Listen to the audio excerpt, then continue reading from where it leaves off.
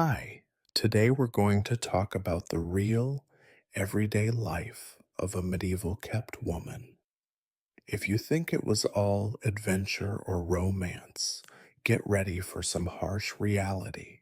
This story isn't about knights and balls, but about filth, cold, constant hunger, and never ending danger. You'll see how a day began in a damp hut, what people fed themselves and their children, what passed for entertainment in the evenings, and why even a common cold could be deadly. But before you get comfortable, don't forget to like this video, subscribe to the channel, and let me know in the comments which city you're watching from and what time it is where you are. I'm really curious to see who has joined us. Now, make yourself comfortable. We're getting started. You open your eyes, and for a fleeting moment, you almost forget where you are. That would be nice, wouldn't it? But the ache in your back, the sticky dampness in your hair, and the persistent scratching of your skin bring you right back to reality.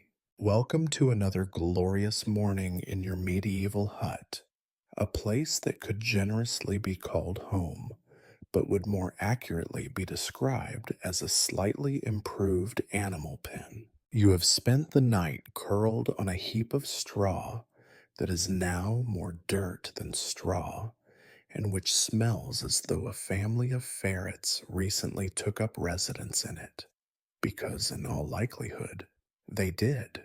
The air is thick, almost chewy, with a sour sweet tang of old sweat, must, and something unidentifiable that you try not to ponder.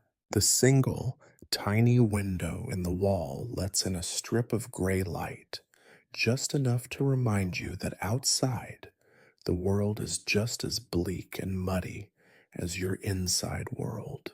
The wind whistles through the cracks between the boards, raising goosebumps on your arms. There is no fireplace. That's for people of means. Your heating comes in the form of a mangy cat, and, when you're lucky, another body pressed up against you for warmth, never out of affection, always out of necessity. You try to stretch, but the straw pokes at your skin, and you remember too late that the floor underneath is uneven stone, cold as a corpse, and about as forgiving. Your limbs creak in protest, and your lower back throbs from hours spent lying awkwardly on what passes for a mattress. There are no soft sheets here, no blankets to pull over your head to block out the world. You have a single threadbare cloth, more holes than fabric, and you clutch it around your shoulders as you sit up, shivering. Before you can fully come to your senses, you notice the noises. Rats skitter in the corners, and you try not to look at them. There is the sound of someone retching outside, a chorus you hear every morning as the whole world seems to be trying to expel yesterday's poison before it is forced to swallow more today. You can hear the faint, rhythmic thud of someone pounding dough next door, and somewhere further off, a rooster crows, probably in triumph, having survived another night in this miserable village. The roof drips steadily in the corner, forming a small puddle that is starting to creep toward your bed of straw. Your feet are already wet. The chill seeps into your bones and makes your teeth chatter. You rub your hands together, more out of habit than hope, because they have long since lost most of their feeling. Your nails are black with grime. Your knuckles are raw and cracked. You are not what anyone would call a lady. You are not even what anyone would call clean. In this world, the day begins not with sunlight and songbirds, but with resignation. You know precisely what the day will hold because it is the same as yesterday, and the day before, and the week before that. There is no anticipation, only routine. First, you check yourself for bites flea, lice, bedbug, rat. The specifics hardly matter. Then you check to make sure no one has stolen what little you own in the night. You keep your belongings, such as they are, close a wooden comb, a chipped cup, a rag that serves as both towel and napkin, and, if you are lucky, a crust of bread wrapped in a scrap of cloth. You pull on your shift, which is still damp from yesterday's wash, or maybe from last night's rain that crept in through the roof. Either way, it does little to protect you from the chill. The color it once had has long since faded. Now it is a uniform, muddy brown, much like everything else you own. You wonder, for the thousandth time, what it must be like to wear clothes that are not rough, not patched, not stiff with the residue of old sweat and spilled ale. There is a faint knock at the door. If the warped, splintered board that separates your cell from the world can be called a door, you freeze, breath caught in your throat, instinctively reaching for your cup, a poor weapon, but better than nothing. You listen. Is it the landlord, come to collect his due? Is it one of the other girls, here to ask for a scrap of cloth, a sip of water, a moment of comfort? Or is it simply the wind, jostling the rickety structure as it does every morning? After a moment, you decide it does not matter. Whoever it is, you will face them because you have no choice. You set your jaw, wipe your nose on your sleeve, and shuffle to your feet, stepping carefully over the cat, who hisses at you and dashes off in pursuit of a rat. You tug open the door, bracing yourself for whatever comes next. And so begins another day. No one will sing songs about you. No one will write your name in any book. But you persist. You are not a princess, not a noblewoman, not even a proper wife. You are a kept woman, a plaything for men who can afford to keep you, but not quite afford to keep you well. You exist on the margins, in the shadows, in the spaces between stories. Your hut is your kingdom, your straw mattress your throne, your grimy shift your royal robe. The outside world is cold, and so are you. But you are awake. You have survived another night. And here, that is the closest thing to victory you will ever know. If you hoped your morning would improve after the ordeal of waking, you were mistaken. The first concerns of the day are not poetic or inspiring. They are basic, desperate, and always the same. You are hungry, not a gentle, languid hunger, but a deep gnawing that makes your stomach fold in on itself like a dried leaf in the gutter. You cannot remember the last time you felt full. The word breakfast is foreign to you, something muttered by children of the wealthy as they sit down to bread and honey or hot porridge in rooms where the sun actually shines. Instead, said, you stand in the threshold of your shack, peering out into the gray, muddied street. Your toes curl against the cold stone floor, trying to avoid puddles of ice cold water. You consider, with the practiced resignation of a true survivor, the question that starts every morning: what will you eat, and how will you get it? You shuffle through your belongings. You do not need to rummage. You know by heart every possession you have. You find a heel of bread, hard as old wood and fuzzy with mold. Still, it is something. You scrape away as much green as you can with your thumbnail, trying to convince yourself that this will be enough. If you are lucky and careful, perhaps you will find a few edible roots by the road, or someone will toss a turnip your way out of pity. On especially generous mornings, the baker's apprentice might throw you the burnt end of a loaf, still warm from the oven and smoky with the smell of fire. Most mornings, he simply ignores you. You tear off a small piece of the bread and chew slowly, letting the paste soften in your mouth before swallowing. The bread tastes of earth, mildew, and regret, but you have eaten worse. You remember the day you tried to fill your stomach with grass and bitter weeds, and how you spent the night doubled over in pain. You are not so desperate yet. Your mind turns inevitably to water. There is a bucket by the door, filled yesterday from the stream that runs through the village. Stream is a generous word. It is more a trickle of mud and refuse, carrying with it the leavings of livestock, the ashes from a blacksmith's forge, and the occasional dead thing. But water is water, and your choices are few. You glance inside this bucket, watching as a pair of insect larvae drift lazily across the surface. You scoop them aside with your hand and take a sip. The taste is foul, but you hold it in your mouth for a moment, pretending it is wine. The next concern comes from within.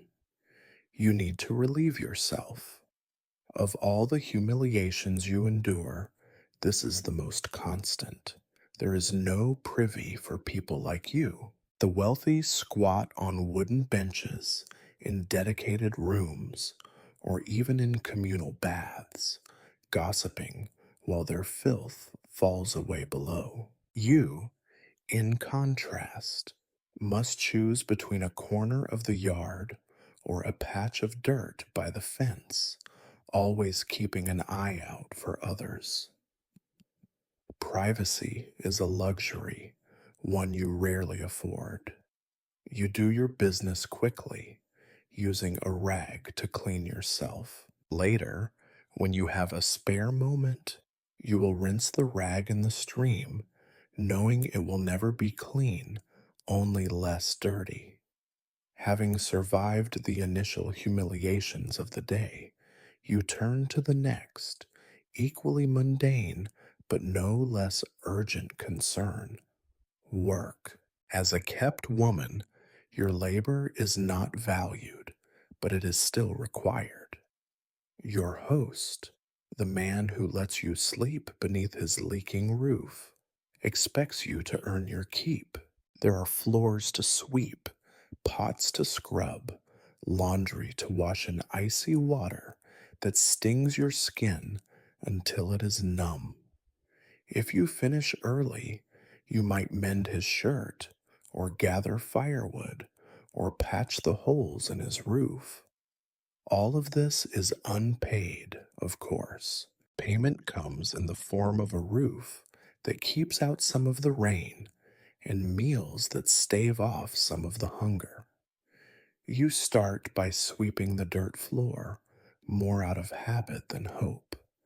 The dust stirs up, coating your throat, and you cough dryly. The broom is little more than a bundle of twigs tied with twine, and every few days you must gather new ones from the woods. You wonder if today is one of those days. Your hands ache from the cold, but you keep working because what else is there to do? The rest of the house stirs around you. Other tenants shuffle about, some muttering greetings, others too exhausted for words. The old woman in the next room is already arguing with herself, and the boy who tends the landlord's goats is picking his way across the yard, eyes down, trying not to slip in the mud. You envy him his youth, his purpose, his relative freedom. But you do not have time for envy. You must also think ahead. The landlord will expect his morning greeting: a cup of watered ale, a crust of bread, a smile that is never quite genuine. You must make yourself presentable, or at least less repulsive. You dip your hands in a basin of frigid water and scrub at your face, ignoring the sting as the dirt gives way. You run your fingers through your hair, pulling out the worst of the tangles, though you know it will never look clean or neat. At last, you are ready, if anyone could ever be ready for what the day demands. Your concerns are not grand, not noble, not even interesting. They are simple, animal, and all consuming. Eat, drink, clean, obey, survive. You have no time for dreams, or regrets, or hope. All you can do is carry on, one moment at a time, until the day finally releases you into the relative mercy of sleep. This is what it means to live in your world. There are no adventures, no miracles, no second chances, only the first concerns of the day and the certainty that tomorrow they will be waiting for you again. You might think that living as a kept woman in medieval times would at least give you the luxury of cleanliness, but you would be sorely mistaken. The next part of your morning is a grim and hopeless struggle against the dirt, filth, and persistent stench that cling to you like an old, spiteful friend. There are no perfumed soaps, no baths scented with rose petals, and certainly no servants waiting to draw you hot water. In your world, the closest thing to a spa is the communal trough at the center of the village, shared equally by swine, children, and, occasionally, the very same people who sneer at your presence. You have heard tales of noble ladies who soak in scented oils, whose skin is always smooth, whose hair shines in the sunlight, but you know better than to envy them. That is not your world. Your world is defined by the scraping of fingernails against skin, the desperate attempt to rub away days of grime with cold water and harsh lye soap, and the constant, unshakable fear of lice. You examine yourself in the reflection of a piece of cloudy metal, squinting to make out your features. Your hair, once a source of some pride, is now a tangled mess, matted at the scalp and sticky with the residue of too many nights spent pressed against the same filthy straw. You try to pull a comb through it, but the teeth catch, and you wince as you tear away knots, losing more hair with every tug. You consider, not for the first time, whether you would be better off shaving your head entirely. Some women do it, but only the ones with no hope left at all. You are not quite there yet. Next comes your face. You splash water from a chipped basin onto your skin, gasping as the icy liquid shocks you awake. There is no towel, so you use your sleeve, already stiff and rank. The water helps a little, but there is always a faint sheen of grease and soot, a layer that cannot be scrubbed away by mortal means. Your hands, red and chapped, bear the marks of hard labor.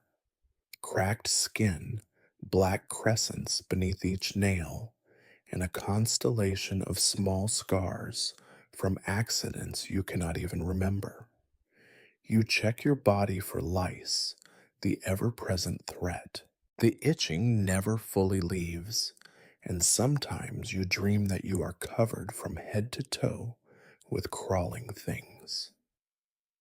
It is not so far from the truth. When you find one, you crush it between your thumbnails, a small victory in a war you know you will never win.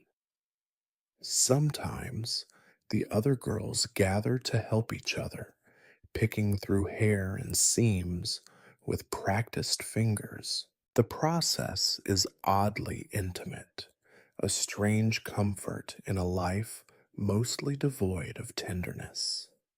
You are not the only one in this battle. Everyone around you stinks, though each person's scent is unique.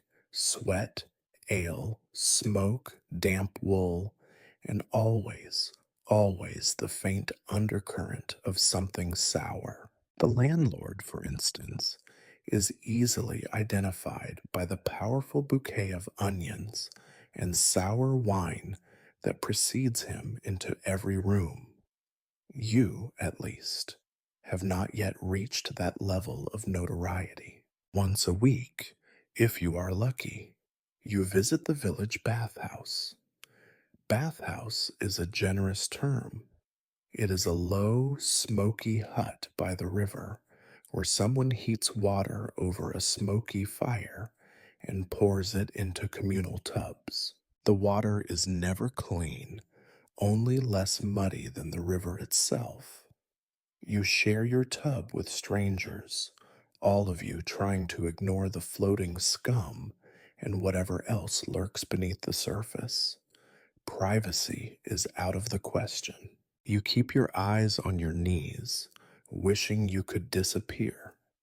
For soap, you use a coarse lump of lye that burns your skin raw. It does not smell of lavender or herbs, only of chemicals and despair. You scrape it across your arms and legs, gritting your teeth against the sting. Sometimes the soap leaves you red and blotchy for days, but at least you are a different kind of uncomfortable for a while. Afterward, you wrap yourself in your one clean shift, savoring the brief illusion of freshness before the world seeps back in. Between these rare baths, you make do as best you can. Rainwater is a blessing, but only when it does not freeze you to the bone. In the summer, you might sneak away to the river for a secret swim, but even then, you keep one eye on the bank. The townsfolk love nothing more than to catch you and hurl insults, or worse. Personal grooming is a luxury that costs you dearly. Scissors are rare and precious, so you trim your nails with a knife, careful not to slip and draw blood. You try to scrape the calluses from your feet, but they always grow back, thicker and harder than before. You have heard rumors that some noblewomen have tiny shoes made just for bathing to keep their feet soft. You can only laugh at the thought. Every day, you wage this losing war against dirt and disease. You know well the consequences of failure: rashes, infections, open sores that never heal. You have seen women like you succumb to fever and rot, their bodies claimed by filth long before death comes. You pray, in your own half hearted way, that you will not share their fate, though you suspect it is only a matter of time. At the end of this ritual, you take a deep breath, inhaling the unique perfume of your world: smoke, sweat, mildew, and the faintest trace of hope. You pull your shift tighter around your shoulders, straighten your spine, and prepare to meet the day. You know you will never be truly clean, not in this life, but for a moment you feel almost human. If you have ever dreamed of opening a wardrobe and sighing over silks, velvets, and embroidery, it is best to leave such dreams in the world of fairy tales and noble birth. In your reality, the act of getting dressed is a reminder that you belong to the bottom layer of humanity's great heap, squashed beneath the boots of everyone else, and lucky if those boots do not step on you twice in one day. Your wardrobe is a loose collection of rags and threadbare scraps, bundled together in a corner and sometimes mistaken for a nest by the more enterprising rats. The main garment, your shift, is made from rough, scratchy linen, which is to comfort what grit is to honey. It once had color, but the relentless cycles of sweat, mud, and hasty washing in icy water have faded it to a permanent shade of despairing brown.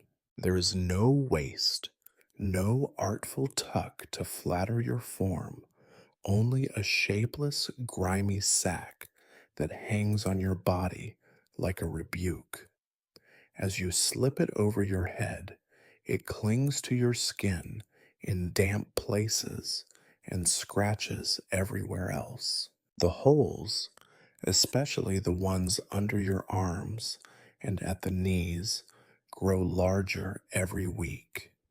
You mend them when you can, but thread is expensive and your stitches are clumsy at best. Your second layer is a skirt, really just another length of coarse cloth, wrapped and tied at the waist with a piece of cord salvaged from a bundle of firewood. If you are fortunate, you can add an apron patched so many times that its original pattern is long lost beneath the layers of repairs.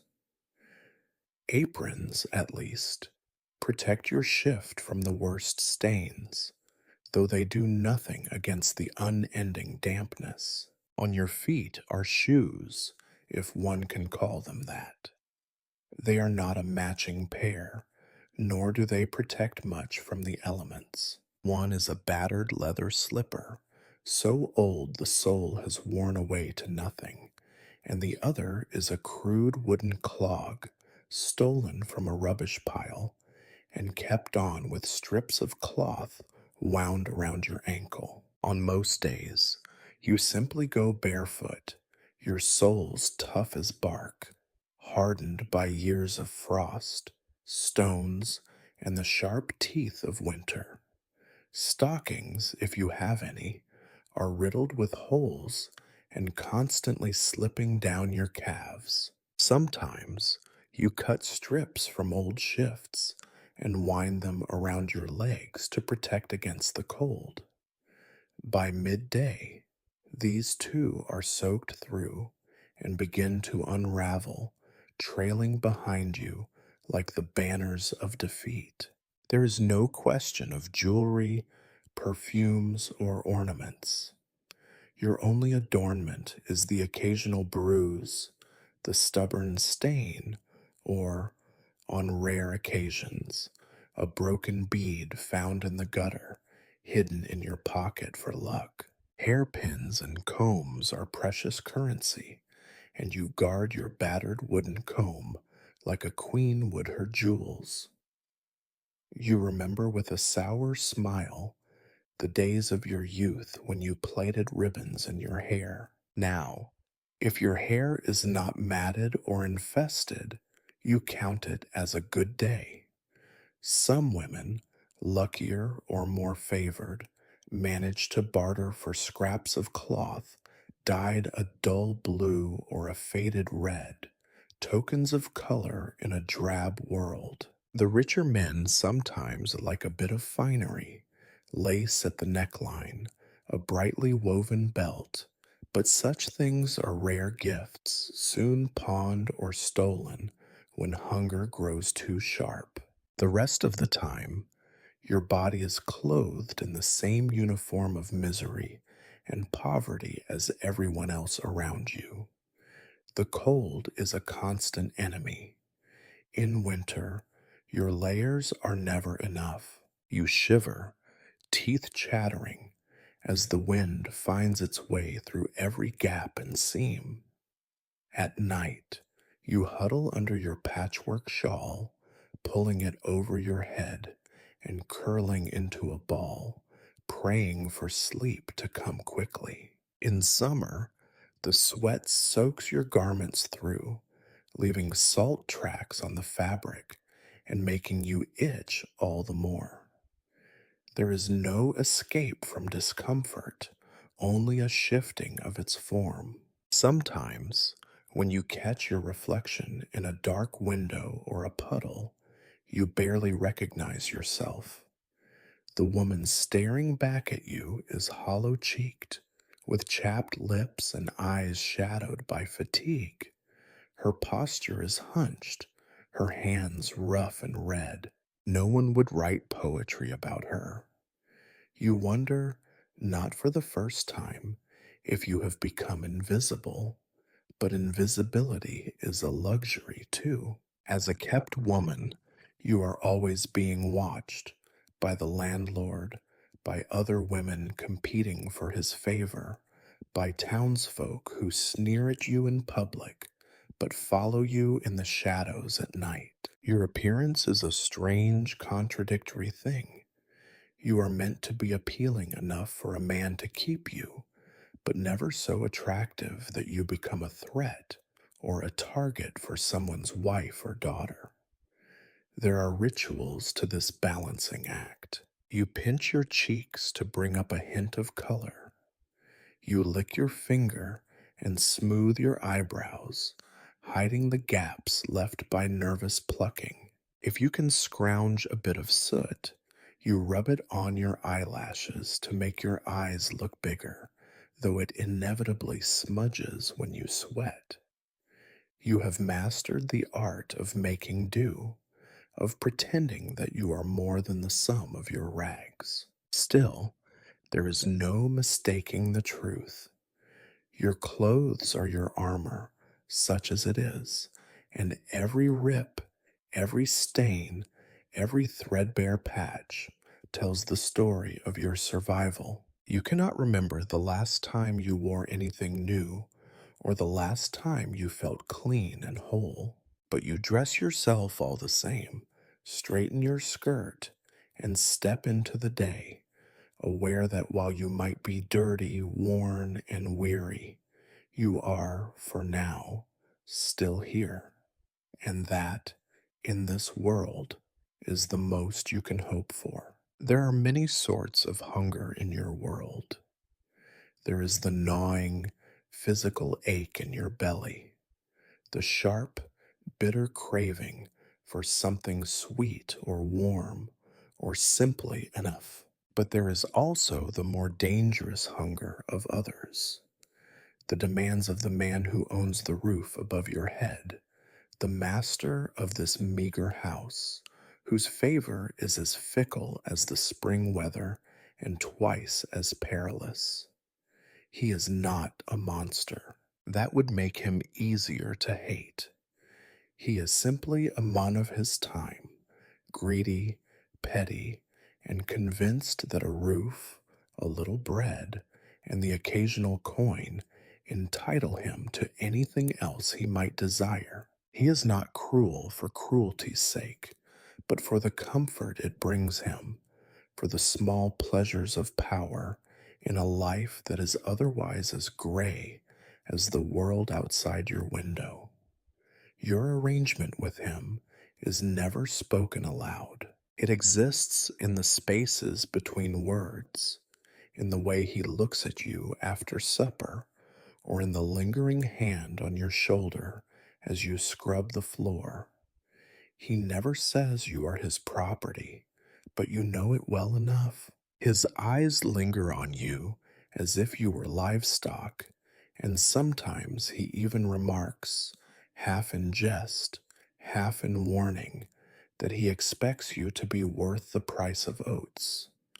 In the morning, you fetch him his ale. It is always sour, watered down, but he grumbles as if it were the fault of your hands, not the brewer's. You serve him a crust of bread, and if it is stale, he might throw it at the wall, or worse, at you. The other tenants, old men, single mothers, boys barely grown, watch with hollow eyes. You suspect that most of them envy your position, though none would admit it aloud. You are, after all, a kept woman. You do not pay rent, at least not in coins. He expects your attention, and not just at night. If there is a leak in the roof, you must climb up and patch it with whatever rags or straw you can find. If the fire sputters, you are sent to fetch more wood, even in the biting cold. You clean the chamber pot, sweep the yard, mend his shirts, and sometimes, when he is feeling generous, he allows you to eat what is left of his meal.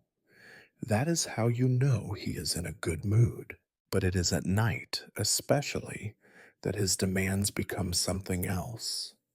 He is not a cruel lover, nor a kind one. Simply entitled, impatient, eager for distraction from the endless sameness of peasant life. Sometimes he is quick and bored. Sometimes he wants you to pretend affection, to whisper kind words, to stroke his thinning hair, and make him believe he is more than what he is. You have learned to fake these things, to conjure softness out of air, to smile with your mouth, but never your eyes. There are rules to this game. You cannot refuse him, but you can sometimes delay. A headache, a sudden cough, the pretense of monthly bleeding, these are your thin shields, easily pierced, but sometimes enough to buy you a night's rest. If he is in a particularly foul mood, you endure it in silence, counting the stains on the ceiling until he is finished. Later, you clean yourself as best you can, feeling not shame but exhaustion, as though you are less a person than a piece of old cloth, used and tossed aside. His jealousy is another danger. If he hears a man laugh with you in the market, or sees someone linger by your door, his mood turns sour. He reminds you, in low, cold tones, that you belong to him. The other women whisper that you are lucky to be so well kept.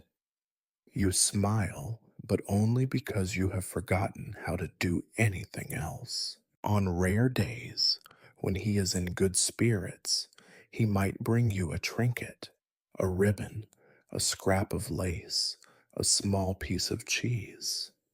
The gifts are never free. They are investments, reminders of your debt. You thank him, lowering your eyes, though the gesture is as empty as the larder. The power dynamic in the house is clear to everyone.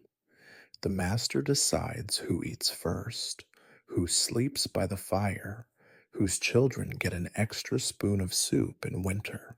You watch the others navigate his moods, offering small favors or whispered flattery, careful not to attract too much attention.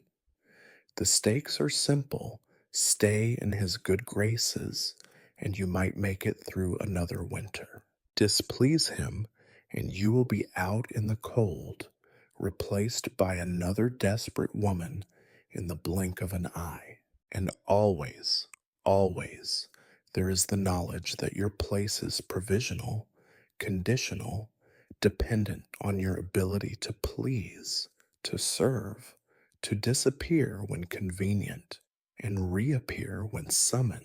You think sometimes that you are less a person than a shadow, present only when needed, fading into the background the rest of the time.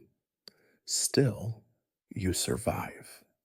You endure his demands, his touch, his moods. You learn the art of anticipation, how to read the set of his jaw, the heaviness in his footsteps, the warning signs of an approaching storm. You become in time a master yourself of silence, of endurance, of making yourself invisible or indispensable as needed. This is the price of your shelter, your bread, your thin claim on survival. You pay it every day in ways too numerous and too heavy to count. If the question, "What's for dinner?" ever crosses your mind, it is only out of grim habit, not hope. You do not eat to live well. You eat because hunger is a wolf always at your heel, and you cannot afford to let it catch up. Food in your world is not about pleasure or variety or even nutrition. It is about surviving one more day. Each morning, you begin your ritual with the bread. It is always bread, though to call it such is an act of charity. The loaf sits on the table like a brick, its crust as hard as the landlord's heart. It was baked with coarse flour, full of husks and stones, and its color is an uncertain gray.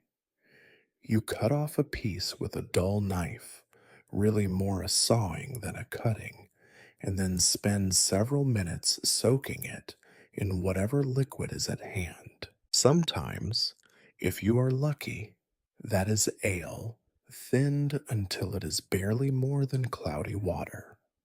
Other times, it is just water, and you grit your teeth against the grit in your teeth. The bread goes moldy quickly, especially in the damp, but that never stops you from eating it.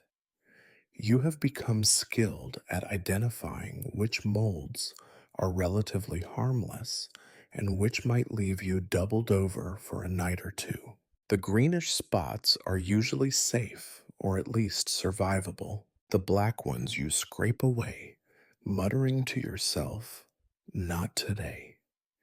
You have heard of people dying from bad bread, but you cannot recall a single case where the alternative, starving, proved more merciful. Once, long ago, there was more.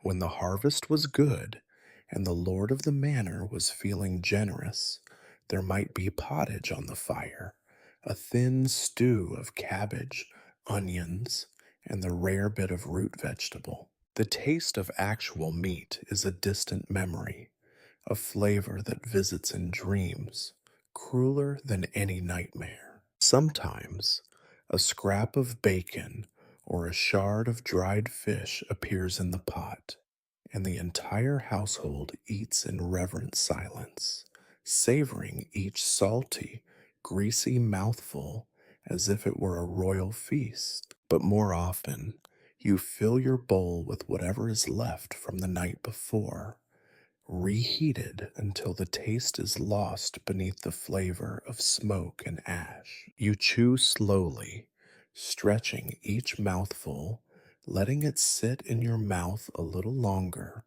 trying to convince your body that it has eaten more than it has. Some days there are turnips or beans or the occasional wild herb that you gather from the roadside, but the meal never feels enough. Hunger follows you like your own shadow, growing longer as the day wears on.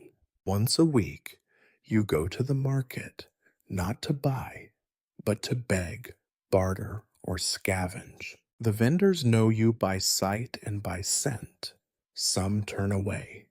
Others, if they are in a generous mood, throw you a bruised apple or the end of a sausage that has turned soft and sour. You accept these gifts with a smile, pocket them quickly, and hurry away before someone decides to take them back. You learn to eat anything: acorns, boiled dandelion leaves, the odd snail or frog, roasted on a stick over the fire. You do not think about taste, only calories. You are a machine for survival, and fuel is fuel, no matter how it smells. Occasionally, the landlord rewards you with something better: a wedge of cheese, sharp and salty, or a slice of pie left over from a feast at the manor. These are rare treats, devoured quickly and remembered long after the last crumb is gone. You try to save some for later, but hunger is not a patient master. You have seen other women hide food in their shifts, only to find it stolen or spoiled by the next morning. In this house, food is never safe, not even in your own belly. Drink is another concern. The water, as always, is suspect, murky, foul smelling, and likely teeming with things you would rather not think about. You boil it when you can, but firewood is precious, and sometimes you must take your chances. Ale is safer, but weak and sour, reserved for the men of the house. Sometimes you get what is left in the bottom of the barrel, watered until it tastes like old dishwater. You drink it anyway. Holidays offer brief respite, but they come at a price. On feast days, the kitchen fills with smells you have almost forgotten: roasting meat, spices, fresh bread. But you are not a guest at the table. You serve, you clean, you watch others eat their fill, and then you pick over the scraps once the last candle has burned out. Sometimes, if the master is feeling especially generous or drunk, you receive a little extra: a spoonful of dripping, a hunk of cold pudding, the marrow from a bone. These you savor, licking your fingers clean, hiding the last bit under your tongue as if to trick yourself into believing you are still eating. You learn not to waste. Every rind, every crust, every wilted vegetable is saved, thrown into the pot, or gnawed on when no one is looking.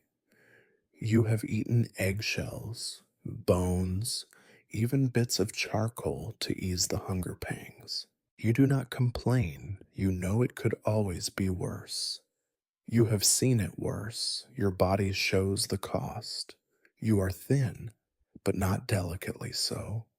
Your bones are sharp, your skin stretched tight, your belly sometimes swollen with hunger or sickness. Your teeth ache, and your gums bleed in the winter when fresh food is just a memory. You move slowly, carefully, saving your strength, always thinking of the next meal and the one after that. There is no room for pickiness, no space for culinary dreams. You eat what you are given, what you can steal, what no one else wants. Sometimes you look at the children in the house, round cheeked for now, but not for long, and wonder how much longer they will last before the hunger begins to carve them hollow, too.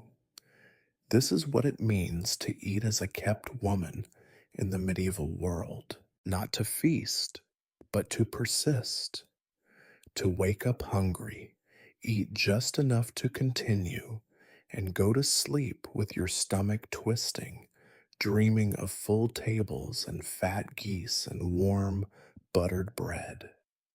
To wake up the next day and do it all over again. In the world you inhabit, sickness is as familiar as the sunrise, though the sunrise, at least, offers a measure of hope. Illness, by contrast, is a companion who visits often, stays too long, and leaves you weaker each time.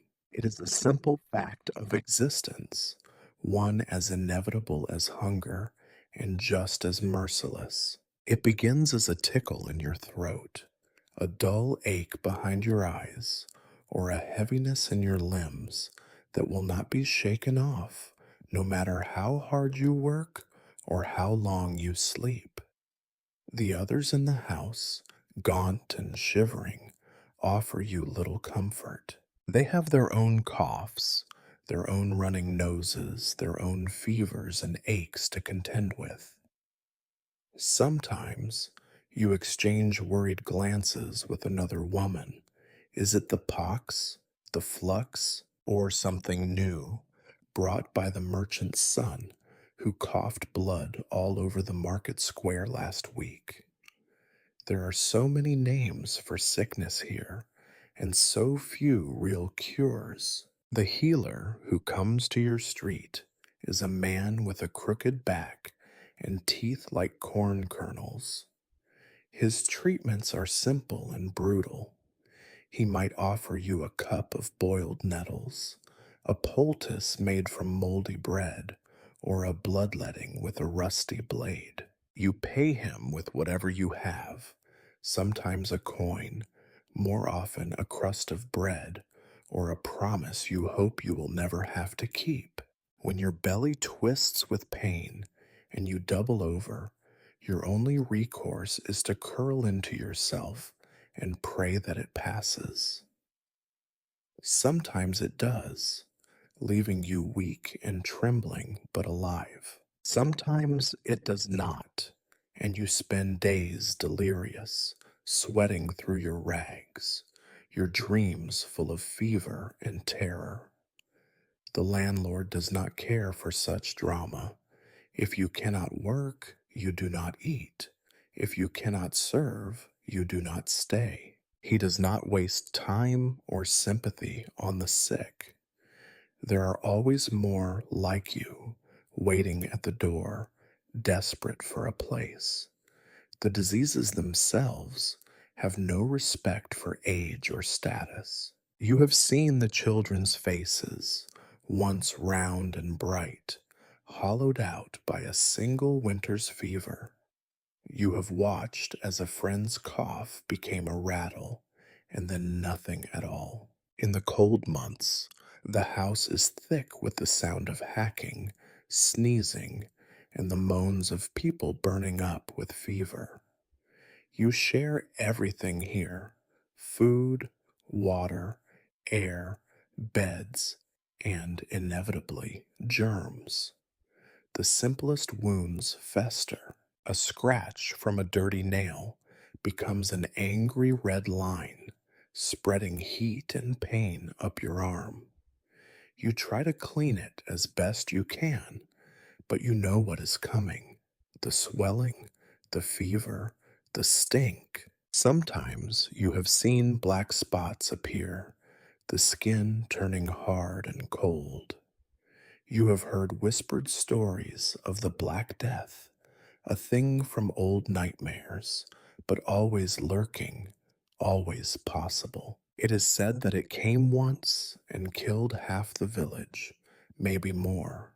No one likes to talk about it, but the memory is a shadow that never leaves. When you bleed, you try to hide it. Blood is always a bad sign, whether it comes from your mouth, your nose, or somewhere deeper. The women whisper about each other's ailments. So and so has the wasting disease. Another is cursed by a neighbor's evil eye. A third has something far worse, something that can be caught just by sitting too close. No one really knows. Fear is the common thread. To keep sickness away, you follow the rituals passed down from woman to woman. You tie a red string around your wrist to ward off the bad air. You burn dried herbs in the corners of the room, hoping to drive out evil spirits. You spit 3 times over your shoulder and avoid certain doorways after sundown. Sometimes you think these things do nothing, But doing nothing at all feels even worse. There are the midwives, too, old women with sharp eyes and quicker hands, who know 100 ways to ease a fever or coax a stubborn baby into the world. You trust them more than the healer, but even their best tricks are little defense against the illnesses that stalk your life. They know how to set a bone, how to pull a tooth with a rag and a prayer, how to cut away the rotten bit of flesh and hope that what remains will heal. They are your last, best hope, but they are mortal too, and sometimes you see them light a candle for a patient before they even begin. When the pain becomes too much, or when the fever will not break, you lie in your straw and try to remember how to hope. Sometimes you think it might be easier to slip away, to stop fighting, to let the world turn without you. But the stubborn part of you, maybe the only part left that is truly yours, refuses. You survive, if only because there is no other option. The church offers prayers sometimes, but you know better than to expect miracles.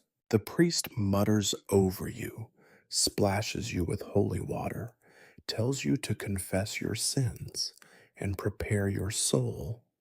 You thank him and then go back to the world, no better, no worse, but still alive. In your world, illness is not an enemy to be vanquished, but a constant companion, one you learn to ignore as best you can until it can no longer be ignored. Medicine, such as it is luck, hardiness, and the ability to keep going when others cannot.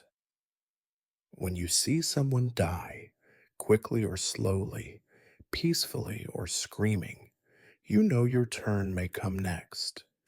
You do not dwell on it. There are chores to do, meals to beg, men to endure.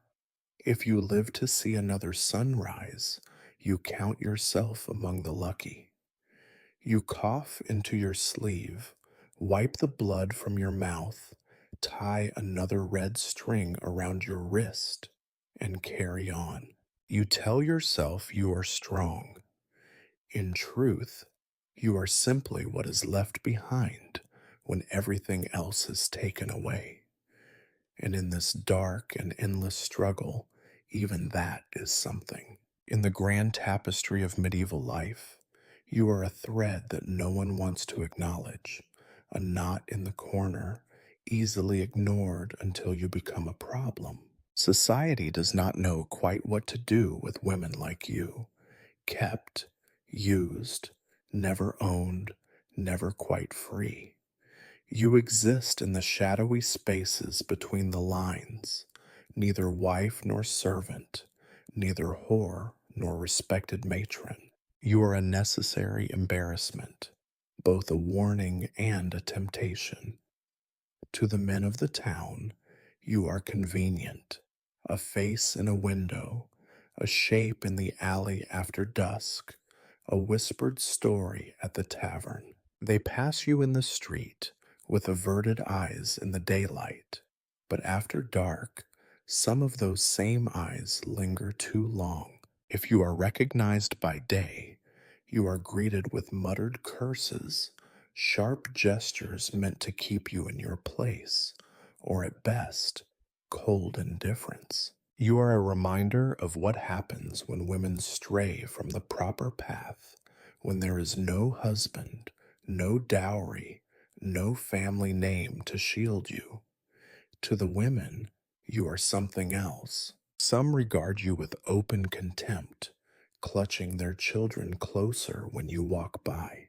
To them, you are a threat, a bad influence, an example they hold up to their daughters.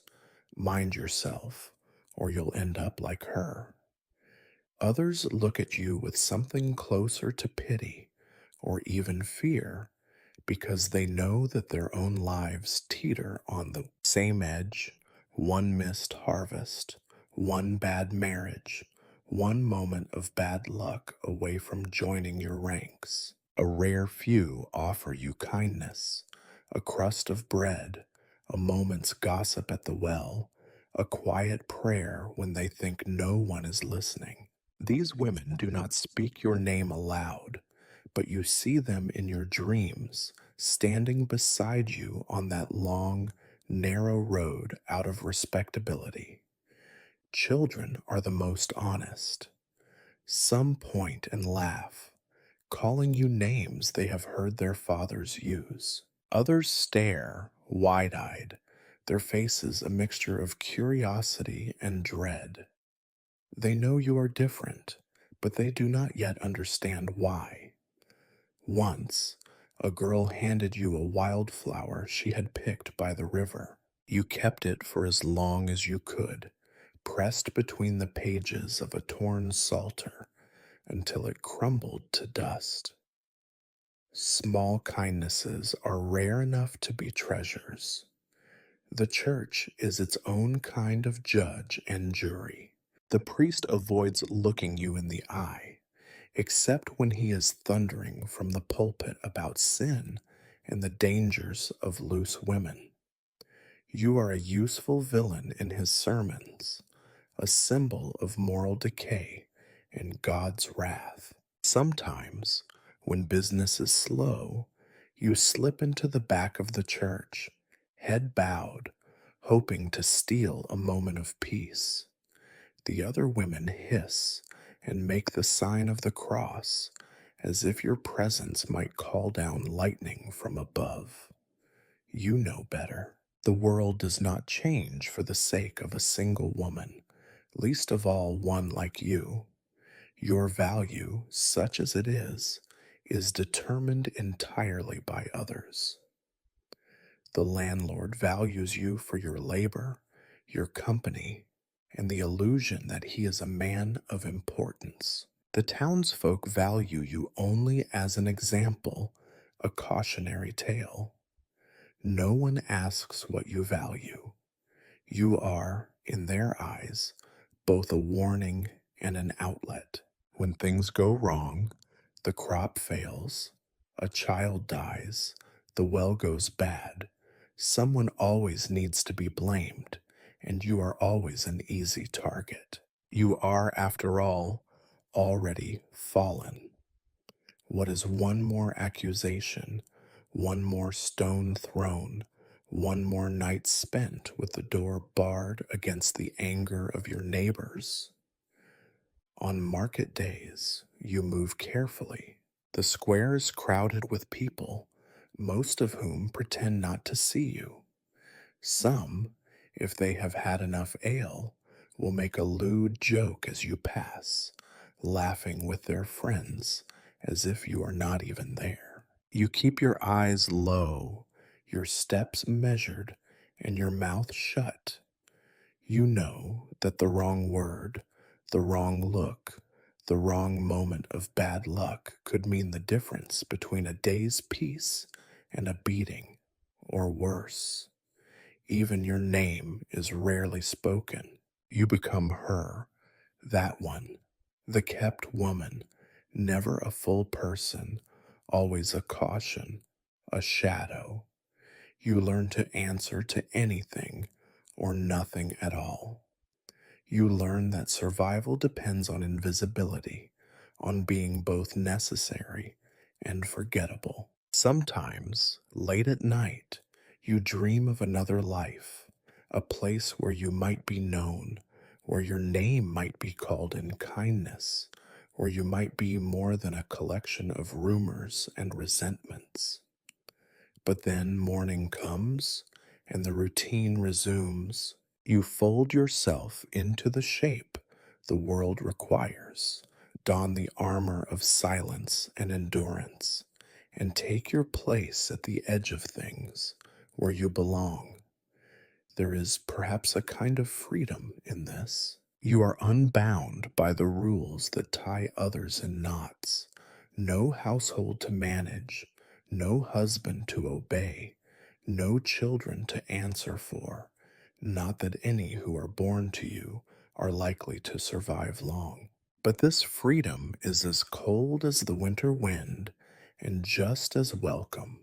It comes with no respect, no safety, and no rest. You watch the world go by from your place in the margins, neither welcomed nor driven out, always tolerated, never embraced. You exist so that others might be reassured of their own virtue, their own security, their own place in the order of things. You are the ghost at the feast, the shadow in the doorway, the story told to frighten children into obedience. Yet through all of this, you persist. You find small ways to assert yourself, a glance, a word, a private joke shared with someone who understands. You take what kindness you can, even when it is fleeting, even when it comes at a price. You endure, not because you are strong or brave, but because endurance is the only thing left to you. And in the end, that is your true role in society, to remind the world that its walls are thin, its certainties fragile, and that one bad day can turn any woman into a ghost at the edge of the fire. If you have ever pictured a sisterhood of women supporting each other through the hard times of medieval life, you have been reading too many stories and not living in a house like yours. The other women here, fellow kept women, widows, abandoned wives, and the occasional orphan with nowhere else to go, are both your company and your competition. In a world where every crust of bread and every bit of favor is scarce, friendship is a complicated luxury.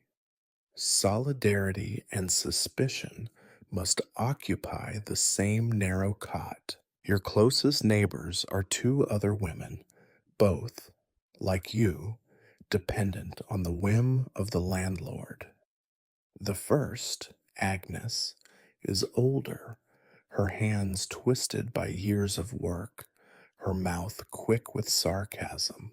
The other, Maud, is barely more than a girl, already learning to harden her eyes and soften her smile. You all live together in cramped quarters, your belongings spilling into each other's spaces, your lives tied inextricably by necessity and proximity.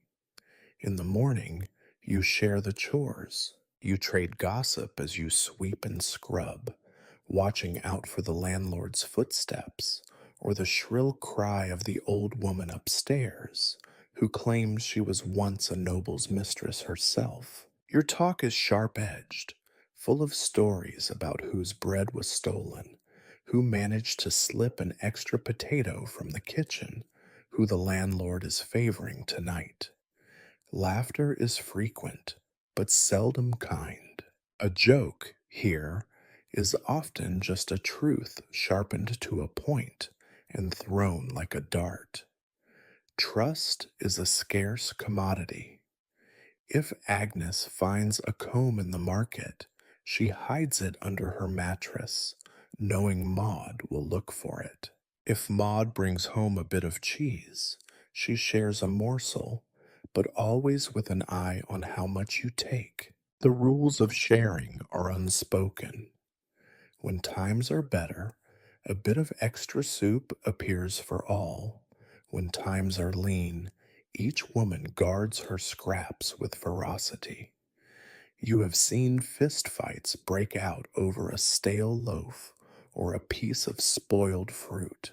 Afterward, the participants sit side by side, nursing bruises, whispering apologies or curses, depending on the outcome.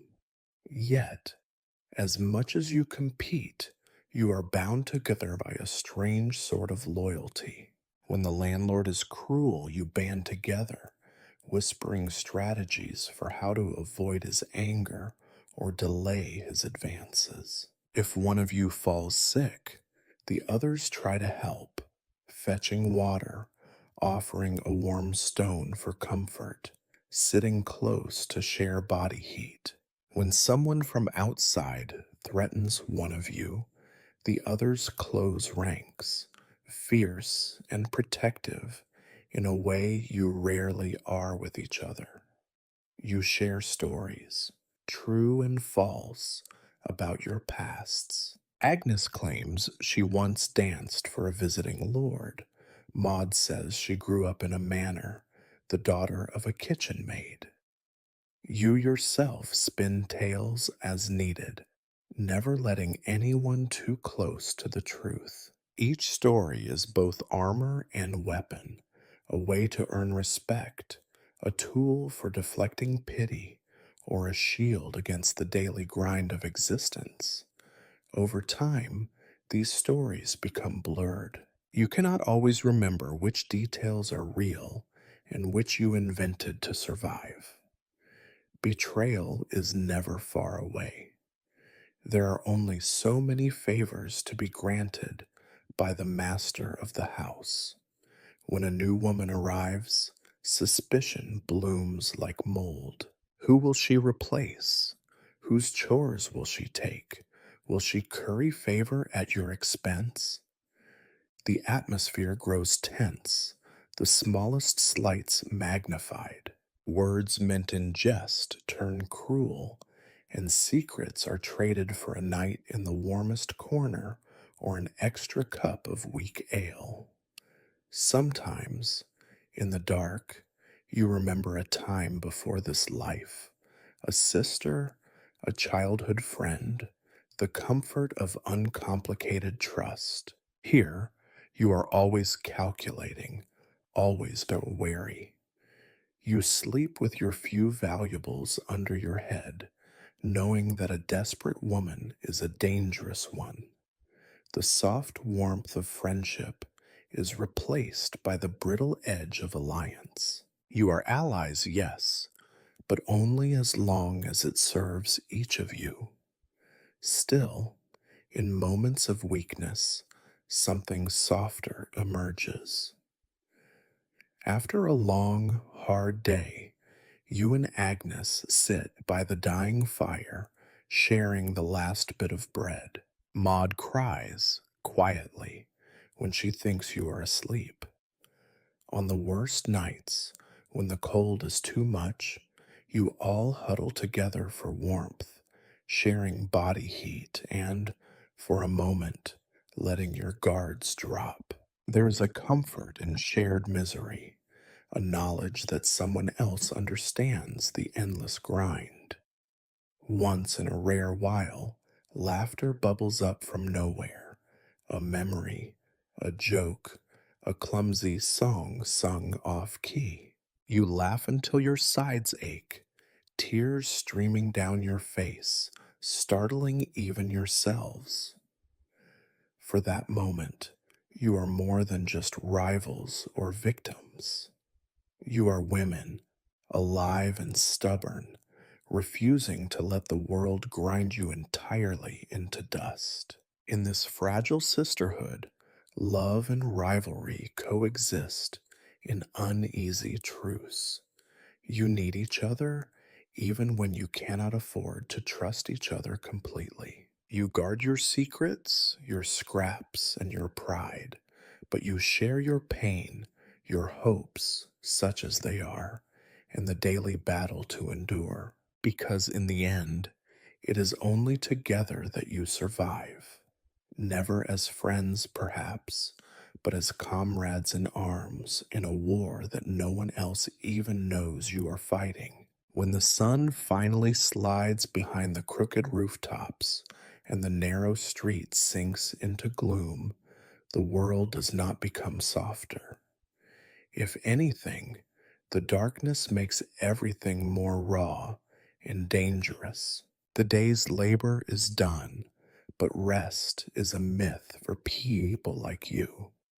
Instead, evening brings its own brand of weariness, a social exhaustion mingled with anxiety, as if something worse is always waiting just beyond the weak flicker of the candle. The house is never truly quiet, especially at night. Someone is always coughing, shuffling, whispering secrets behind thin walls. The old woman upstairs mutters prayers or curses, depending on her mood. A dog barks outside, sometimes answered by a drunken shout or the squabbling of cats over the remains of a fish head. The landlord, now well into his ale, stomps through the rooms, demanding attention or company, his laughter booming and false. The sharp scent of sour beer mingles with smoke and the musty smell of unwashed bodies. You might imagine that a medieval evening could offer some charm, perhaps a hearth, some simple music, a warm drink, and the gentle comfort of company. Reality is far less poetic. If you are lucky, there will be a fire at all, though the wood is always damp and the smoke hugs the floor instead of rising up the chimney. The flames cast monstrous shadows on the walls, making the cracks and stains seem to crawl and twitch. You sit as close to the heat as you dare, careful not to attract the landlord's attention. Entertainment, such as it is, comes in crude forms.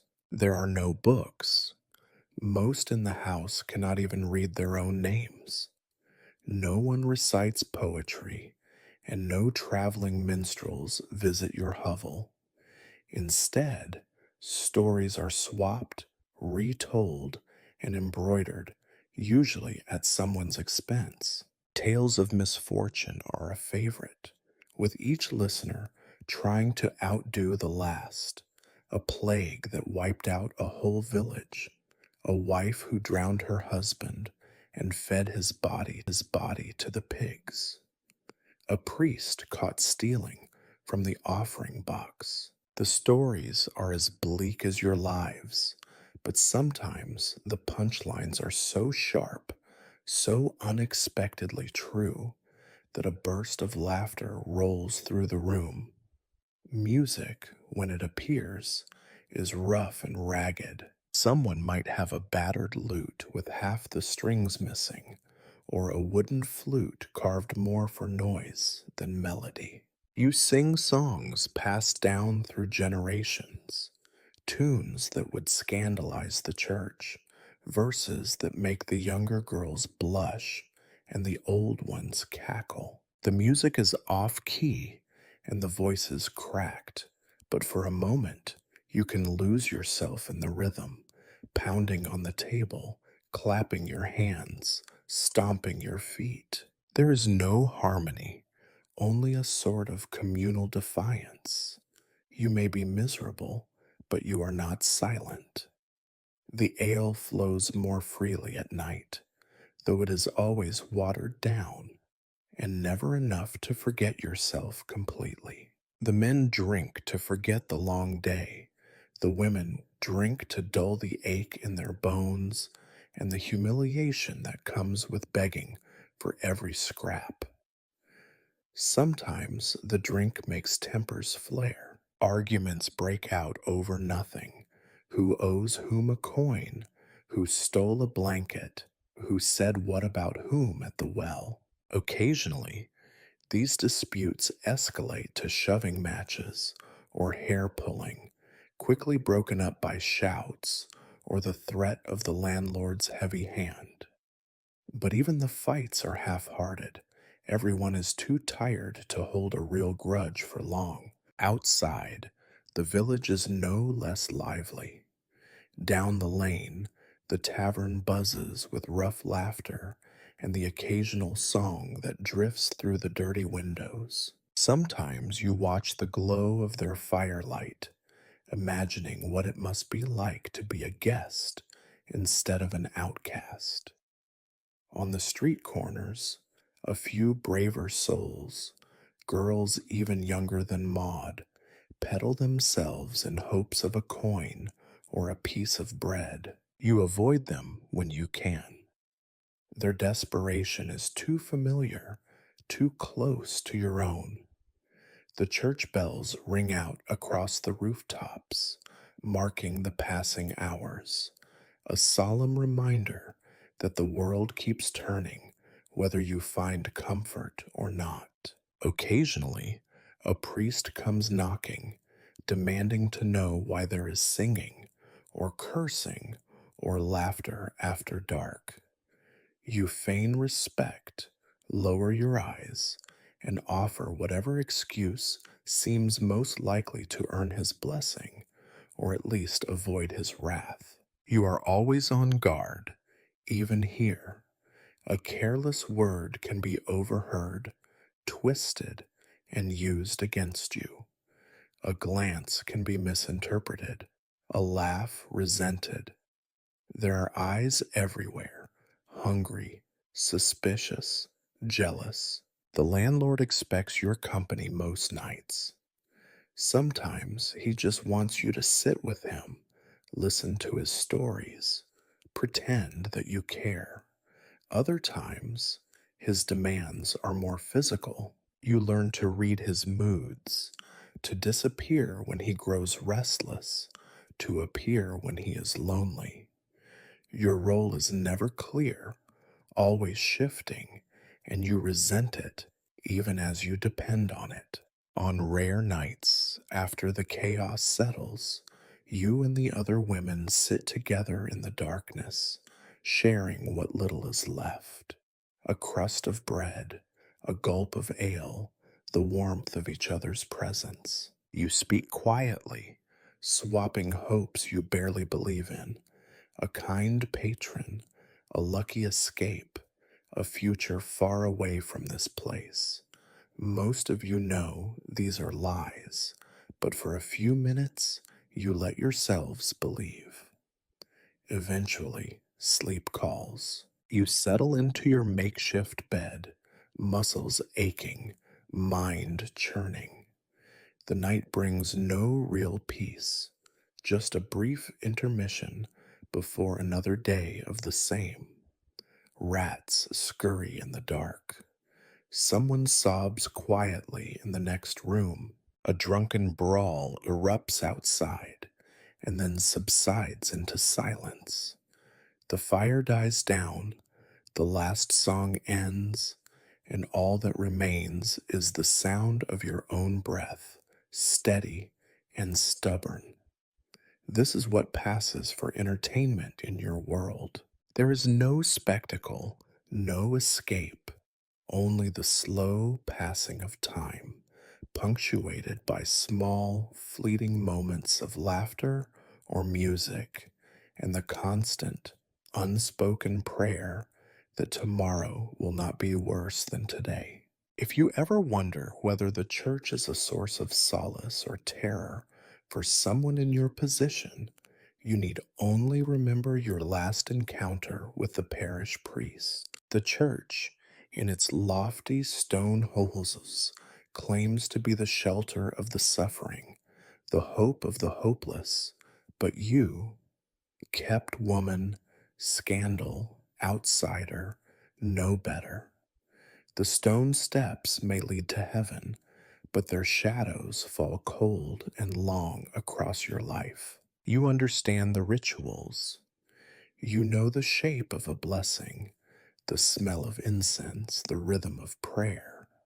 You also know the subtle difference in how the priest looks at you compared to the respectable wives on their knees at the altar. His eyes are colder, his mouth drawn tighter.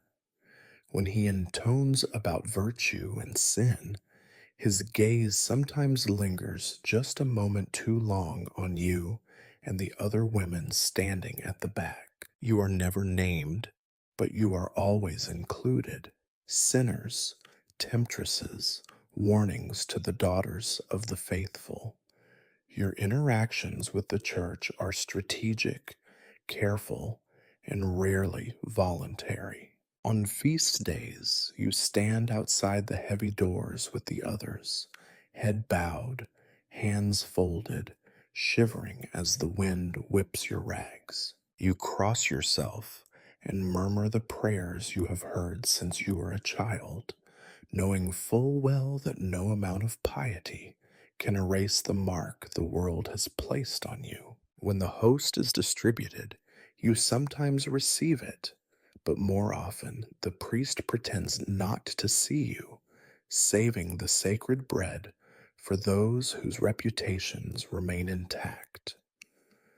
Confession is a risky proposition. You kneel in the dark booth confessing sins you have no choice but to commit, lying, stealing, selling your dignity for a roof and a crust. The priest listens, his voice a practiced mixture of sternness and weariness. His penance is always the same: more prayers, more humility, more silent suffering. Sometimes you suspect he enjoys the power of forgiveness almost as much as the landlord enjoys his other privileges. When he gives you advice, it is always couched in the language of resignation.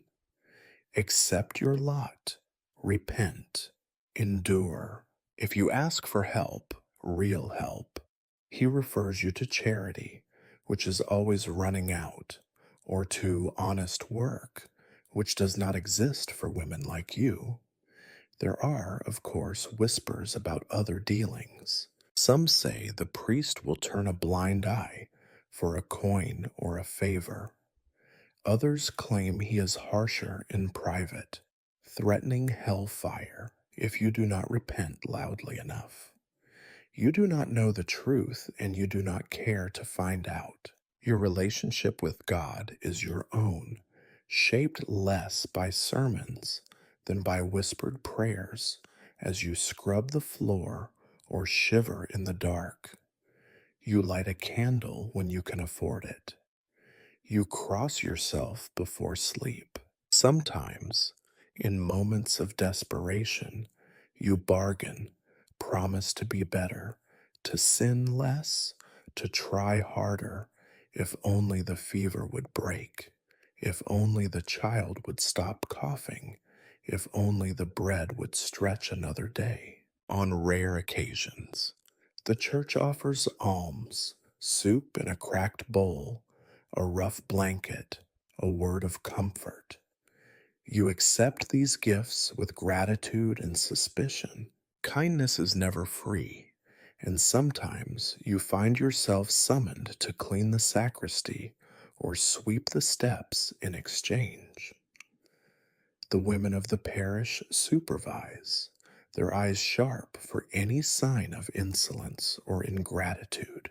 They make sure you know your place, smiling tightly as they hand you a crust of bread, whispering prayers for your soul under their breath. The church's real power, though, is not in its charity, but in its judgment. It decides who is worthy and who is not, who may kneel at the altar and who must stand outside, rain soaking through their threadbare shawl. You live always with the fear of public penance. You have seen it before: women forced to kneel in the mud, wear a sackcloth, and beg forgiveness for sins everyone commits but few confess. The shame clings long after the punishment ends. Children throw stones. Old women spit. Men laugh and look away. You know, too, that the church can be dangerous. It whispers to the authorities when things go wrong. A sudden illness, a bad harvest, a run of misfortune, someone must be to blame. The priest knows the names of those on the margins, and it is always easier to blame a kept woman than a merchant or a miller. You have seen women dragged before the bishop, accused of witchcraft, lasciviousness, or simple bad luck. The church's mercy, when it arrives, is cold comfort indeed. Still, there are moments of real peace. You sometimes slip into the church late at night when the candles are burning low and the stone floor is cold beneath your knees. You pray not for salvation, but for endurance, for one more day, one more chance, one more scrap of hope to keep you moving forward. The saints on the stained glass look down at you with painted serenity, unmoved by your suffering. You pray anyway, because what else is there? Your relationship with the church is, in the end, just like every other relationship in your world, shaped by power, fear, and the need to survive. You do not expect comfort, and you certainly do not expect justice, but you have learned to take what you can: a crumb of bread, a whispered prayer, a moment's shelter from the rain, and keep moving, head low, eyes open, heart wary, because even God, it seems, has little patience for women like you. If you think of the market as a bustling center of opportunity and prosperity, you have never walked through it in the shoes, or more accurately, in the bare, calloused feet of a kept woman. For you, the market is less a place of commerce and more a proving ground, a daily theater of humiliation, hope, and desperate bargaining, where every transaction is a negotiation for survival. The market square is the pulsing heart of your village. Mud cakes the ground in thick, uneven ridges, turning to icy sludge in winter and to clouds of dust in the rare hot months.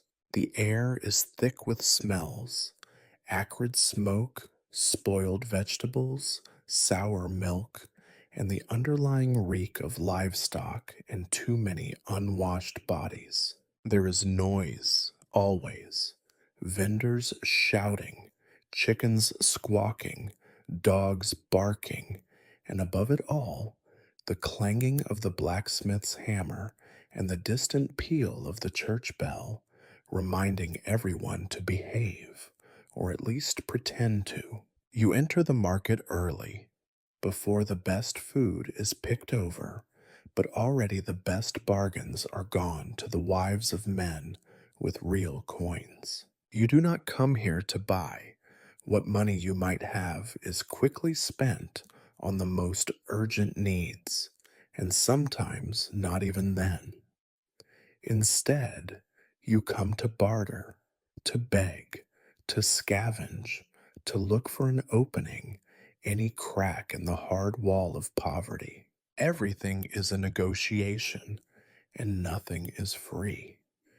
You have learned to offer what little you have: your labor, your company, a scrap of cloth, a bit of mending, a whispered rumor, a smile, or a promise that may or may not be kept. Some mornings, you strike a bargain to carry a heavy basket for a baker's wife in exchange for a heel of yesterday's bread, or you sweep the steps of the tavern for the chance to lick the dregs from an empty mug. No task is too low or too dull. Dignity is a currency you spent long ago.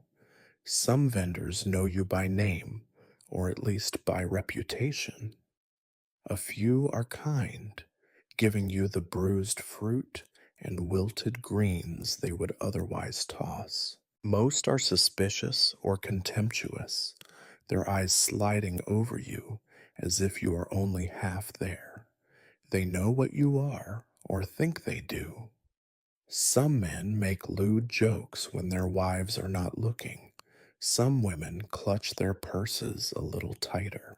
You learn to walk a careful line, not too bold, lest you attract the wrong kind of attention, not too meek, lest you be forgotten entirely. Occasionally, you find yourself bartering for more than food. A threadbare shawl traded for a handful of beans, a night's company in exchange for a bit of soap or a handful of firewood. Sometimes you act as a go between, carrying messages or secrets, who is sleeping with whom, which merchant is cheating his customers, whose husband spends too much time at the tavern. Information is valuable but dangerous. One wrong word, and you could find yourself at the center of a rumor, or worse. On lucky days, you find a bit of honest work, a washerwoman needing help with laundry, a farmer's wife short on hands to turn the hay. The pay is always meager, a crust of bread, a few onions, a bowl of thin pottage, perhaps a copper penny if fortune smiles.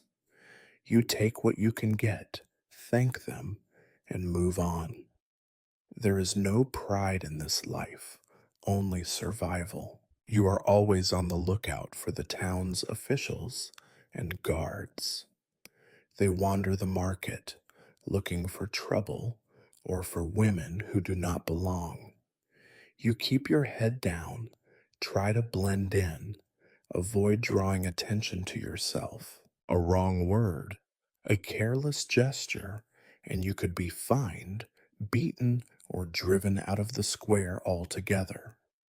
Sometimes the landlord expects you to barter not only for yourself, but for him, fetching a better deal on salt or finding a few extra eggs. If you fail, the punishment is swift and silent: less food, colder nights, harsher words. Children swarm through the market, sometimes helping, sometimes hindering. You watch them with a mixture of envy and pity. Envy for their unbroken spirits, pity for the knowledge that hunger will come for them too, soon enough. Sometimes a child steals a crust from your hand, and you let them. You know better than to begrudge them a meal. You do not expect charity, and you do not often find it.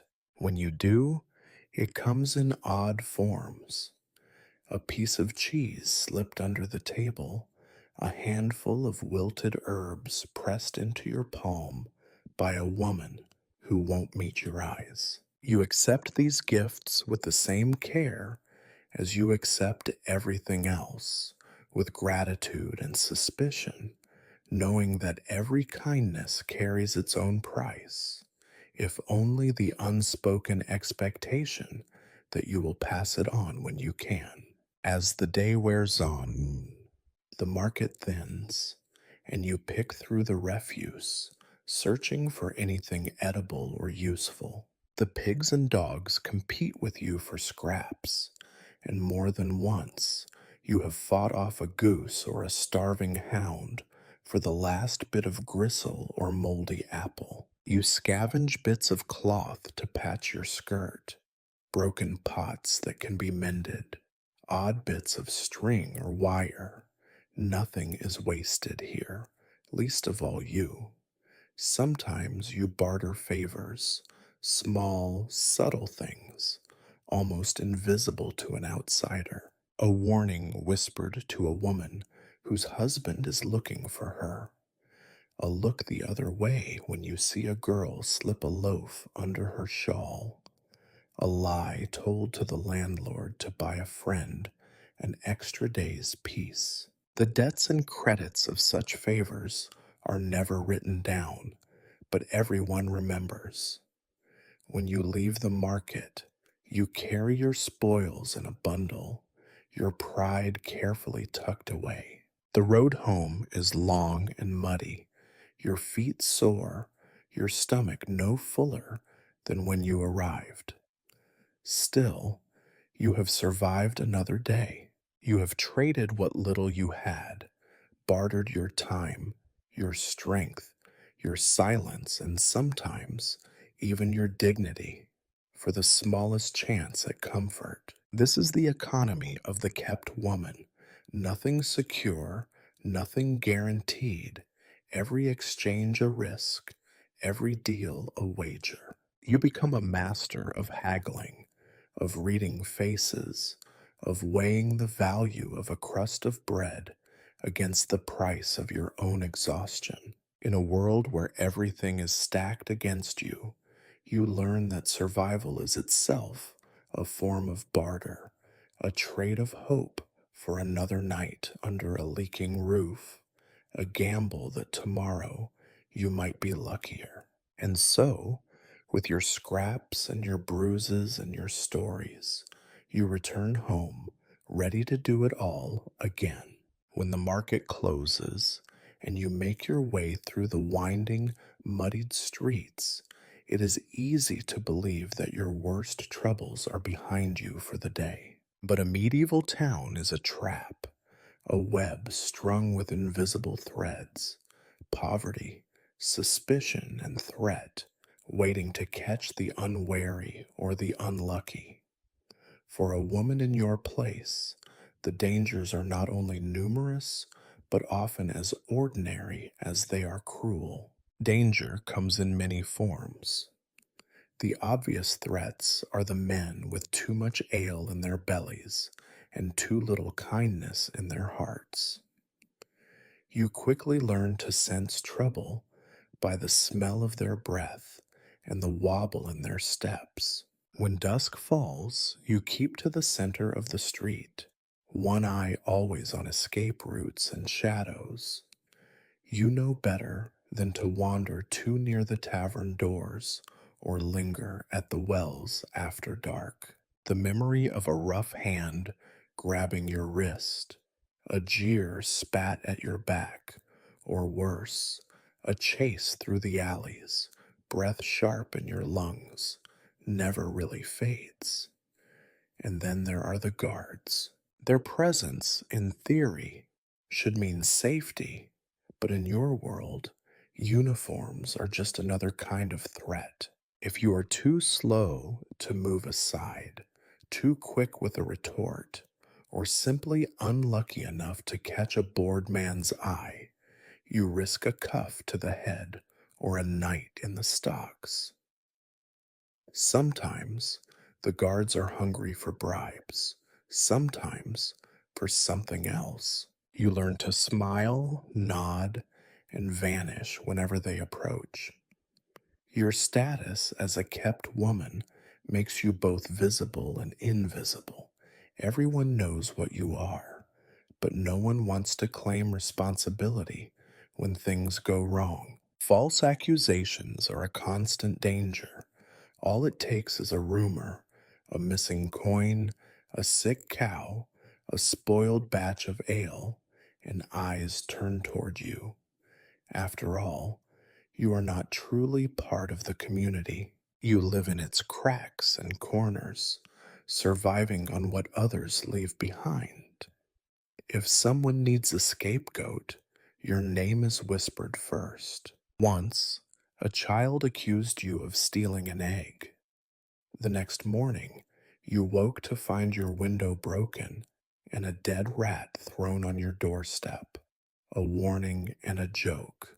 No one admitted to it, and no one offered help.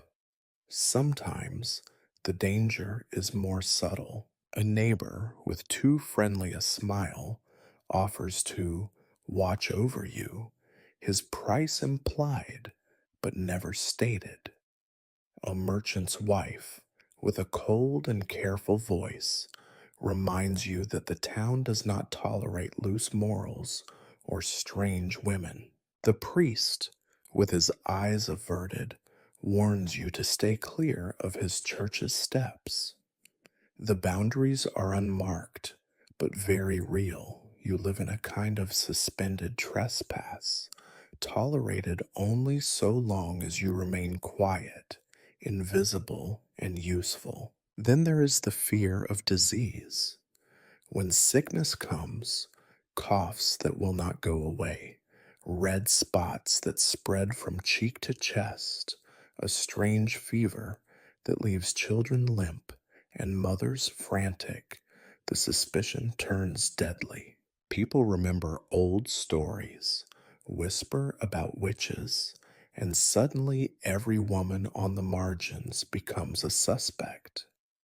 You know to keep your distance, to disappear when someone starts counting the sick. You have seen women dragged to the center of town, forced to confess to sins they never committed, punished for the town's misfortune with humiliation, beating, or worse. Your own fingers itch at the memory of cold mud pressed into your mouth, the jeers ringing in your ears as you knelt before the jeering crowd. Even the very buildings seem to conspire against you. The alleys are tight and twisting, full of blind corners and sudden dead ends. Doors slam shut at your approach. Windows are bolted. You walk faster, arms wrapped around your meager bundle of market scraps, praying you do not trip.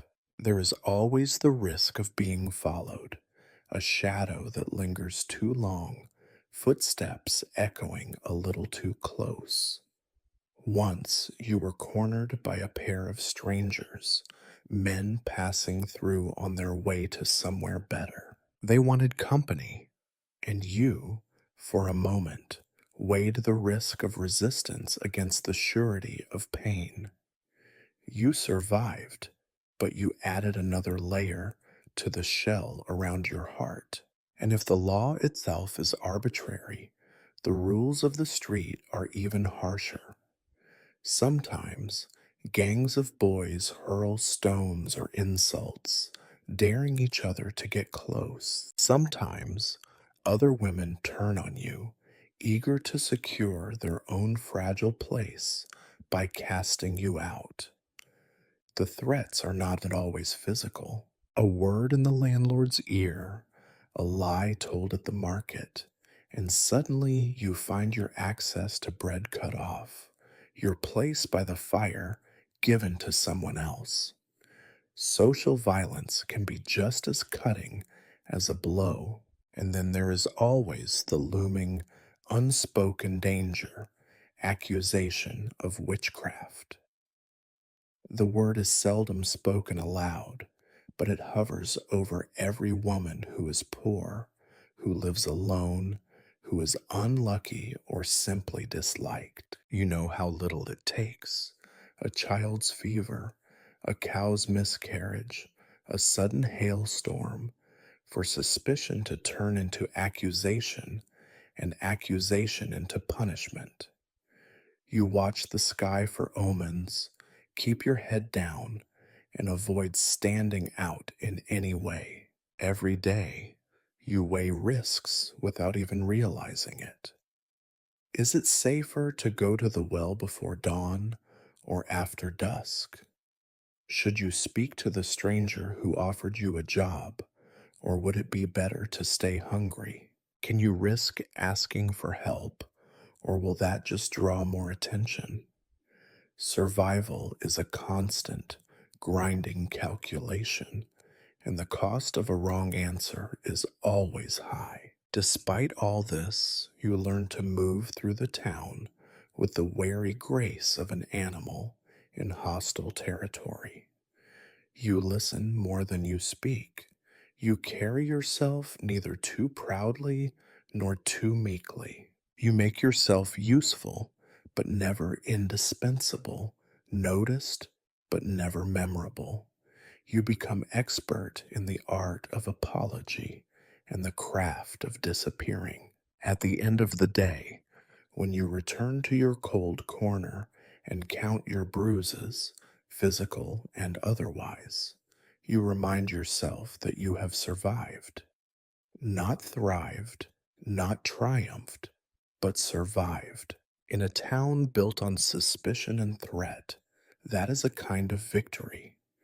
And, as always, you lie down and pray that tomorrow will be just a little less dangerous. But deep down, you know the truth. For women like you, the dangers of the town are as endless as the days themselves. If you believed that medieval work was mostly spinning at the hearth or picking wildflowers on a sunny hill, the streets would swiftly cure you of such illusions. For a kept woman, work is a patchwork of necessity, never enough to raise you out of misery, always just enough to make you visible to those who would punish you for daring to survive. Every morning, the town becomes your hunting ground and your trap. There is, of course, the labor everyone expects from women in your position, the endless scrubbing, hauling, mending, and tending. You are the first to rise and the last to rest, your hands red and raw by midday, your back aching long before dusk. You sweep the stoop, cart water from the foul smelling well, and wash other people's linens in icy streams that numb your fingers until they are little more than bones wrapped in bruised flesh. Sometimes the job is as simple as standing in line at the baker's for the landlord's breakfast, enduring the glares of respectable women who treat you as though your breath alone could curdle their cream. But your most treacherous labor is the work you do on the streets.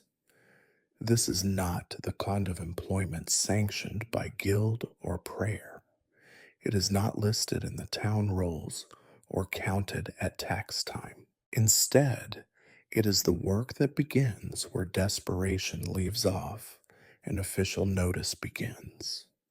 Work that is both needed and despised, that everyone knows about, but no one ever mentions. You become an expert at improvisation. One day, you offer to carry baskets or chop wood for a coin. The next, you try to mend a ripped sleeve for a farmer's wife in exchange for a handful of beans. You barter gossip and errands, favors and warnings, sometimes even your company if the price is right. Nothing is steady, everything is uncertain. You become adept at reading faces. Who is most desperate? Who is drunk enough to part with a crust of bread? Who is mean enough to cheat you, but not so mean as to call the guard? But with every transaction comes risk. You have no official right to be here, no written pass or good character to flash at a suspicious constable.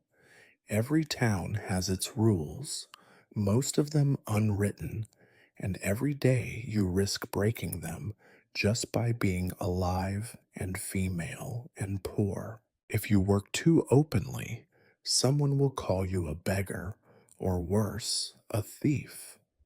If you are caught soliciting, even if all you asked for was a job, you may be accused of far worse. The line between labor and crime is drawn by the mood of the nearest official, and it shifts like the mud beneath your feet. The guards patrol the market square, their eyes ever alert for someone to blame. Sometimes they single you out for a lecture on virtue, spitting out the word as if it burns their tongues. Other times, the warning is a shove or a slap, a reminder that you are one complaint away from a fine or the stocks. You have heard stories of women whipped for begging, paraded through town with a sign around their neck, or locked overnight in the pillory for daring to ask for work. You know, those are not stories meant to frighten children. They are warnings for you.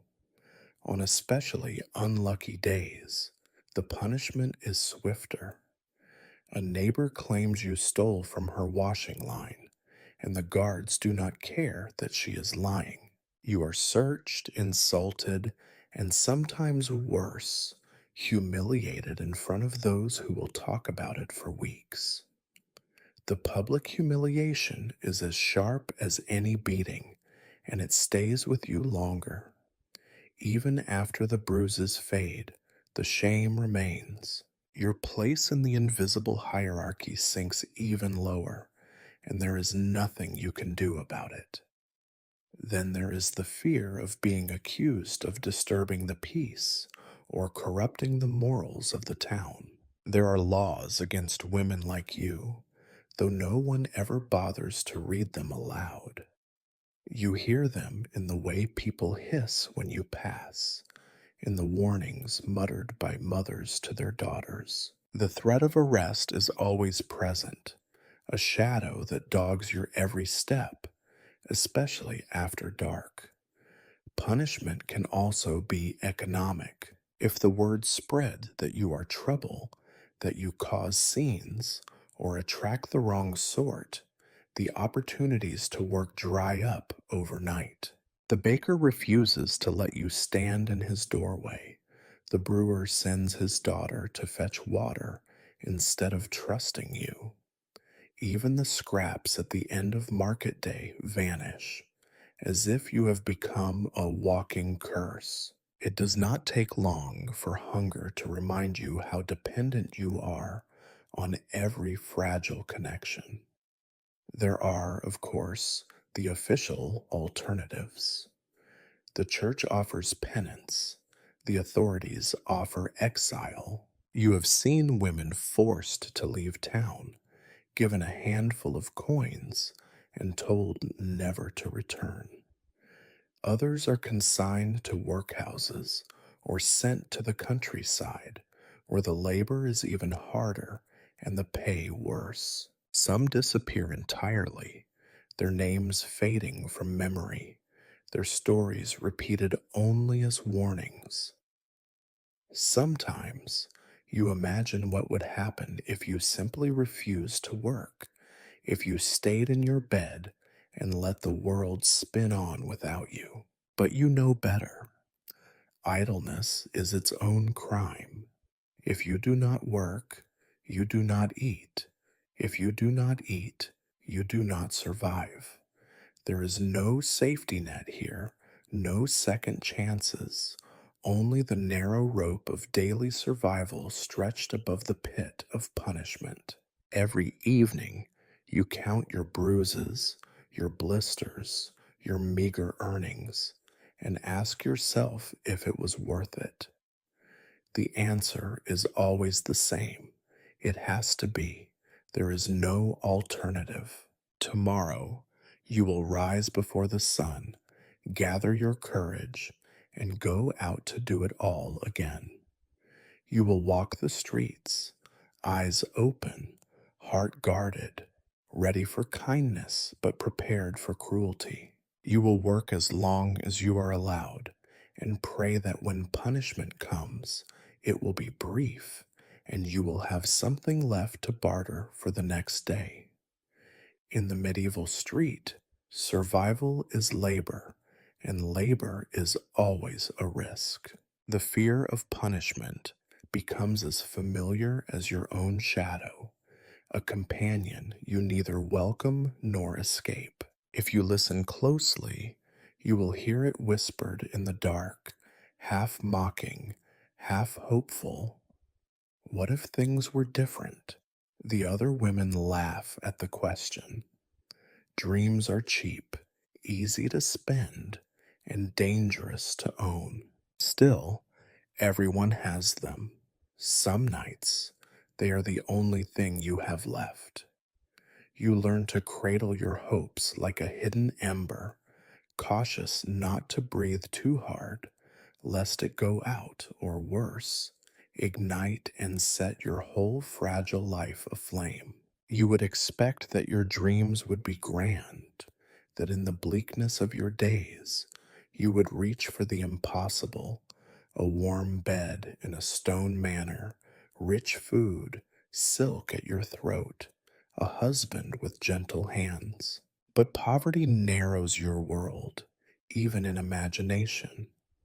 The dreams you dare to allow yourself are small, brittle things. You picture a room of your own with a door that locks, a bowl of soup that is not mostly water, a pair of shoes without holes, a day without hunger, gnawing at your belly like a rat. On better days, you imagine escape. Maybe some merchant, paunchy and soft, will tire of his sour wife and take a liking to you. Maybe you will win his favor, and he will set you up in a little cottage outside town, safe from the gossiping tongues and jealous fists. Or perhaps a passing knight will mistake you for a gentlewoman fallen on hard times and sweep you away to some distant castle. There are always stories of such things happening, though you have never met anyone who actually lived them. Still, you tell yourself that tomorrow you will smile a little more sweetly, speak a little more softly, and maybe, just maybe, someone important will notice. You do not speak these dreams aloud. To share them would be to invite scorn, or worse, pity. The other women are quick to squash hope. They have seen too many promises broken, too many kind men turn cruel, too many neighbors vanish or come back in a cart, body twisted and cold. Instead, bad, you wear your cynicism like a shield, laughing at fairy tales and pretending you do not care. But late at night, as you huddle under your threadbare shawl, you let the dreams slip out, just enough to warm you for a moment before sleep. There are darker dreams, too, the kind you do not dare to linger on.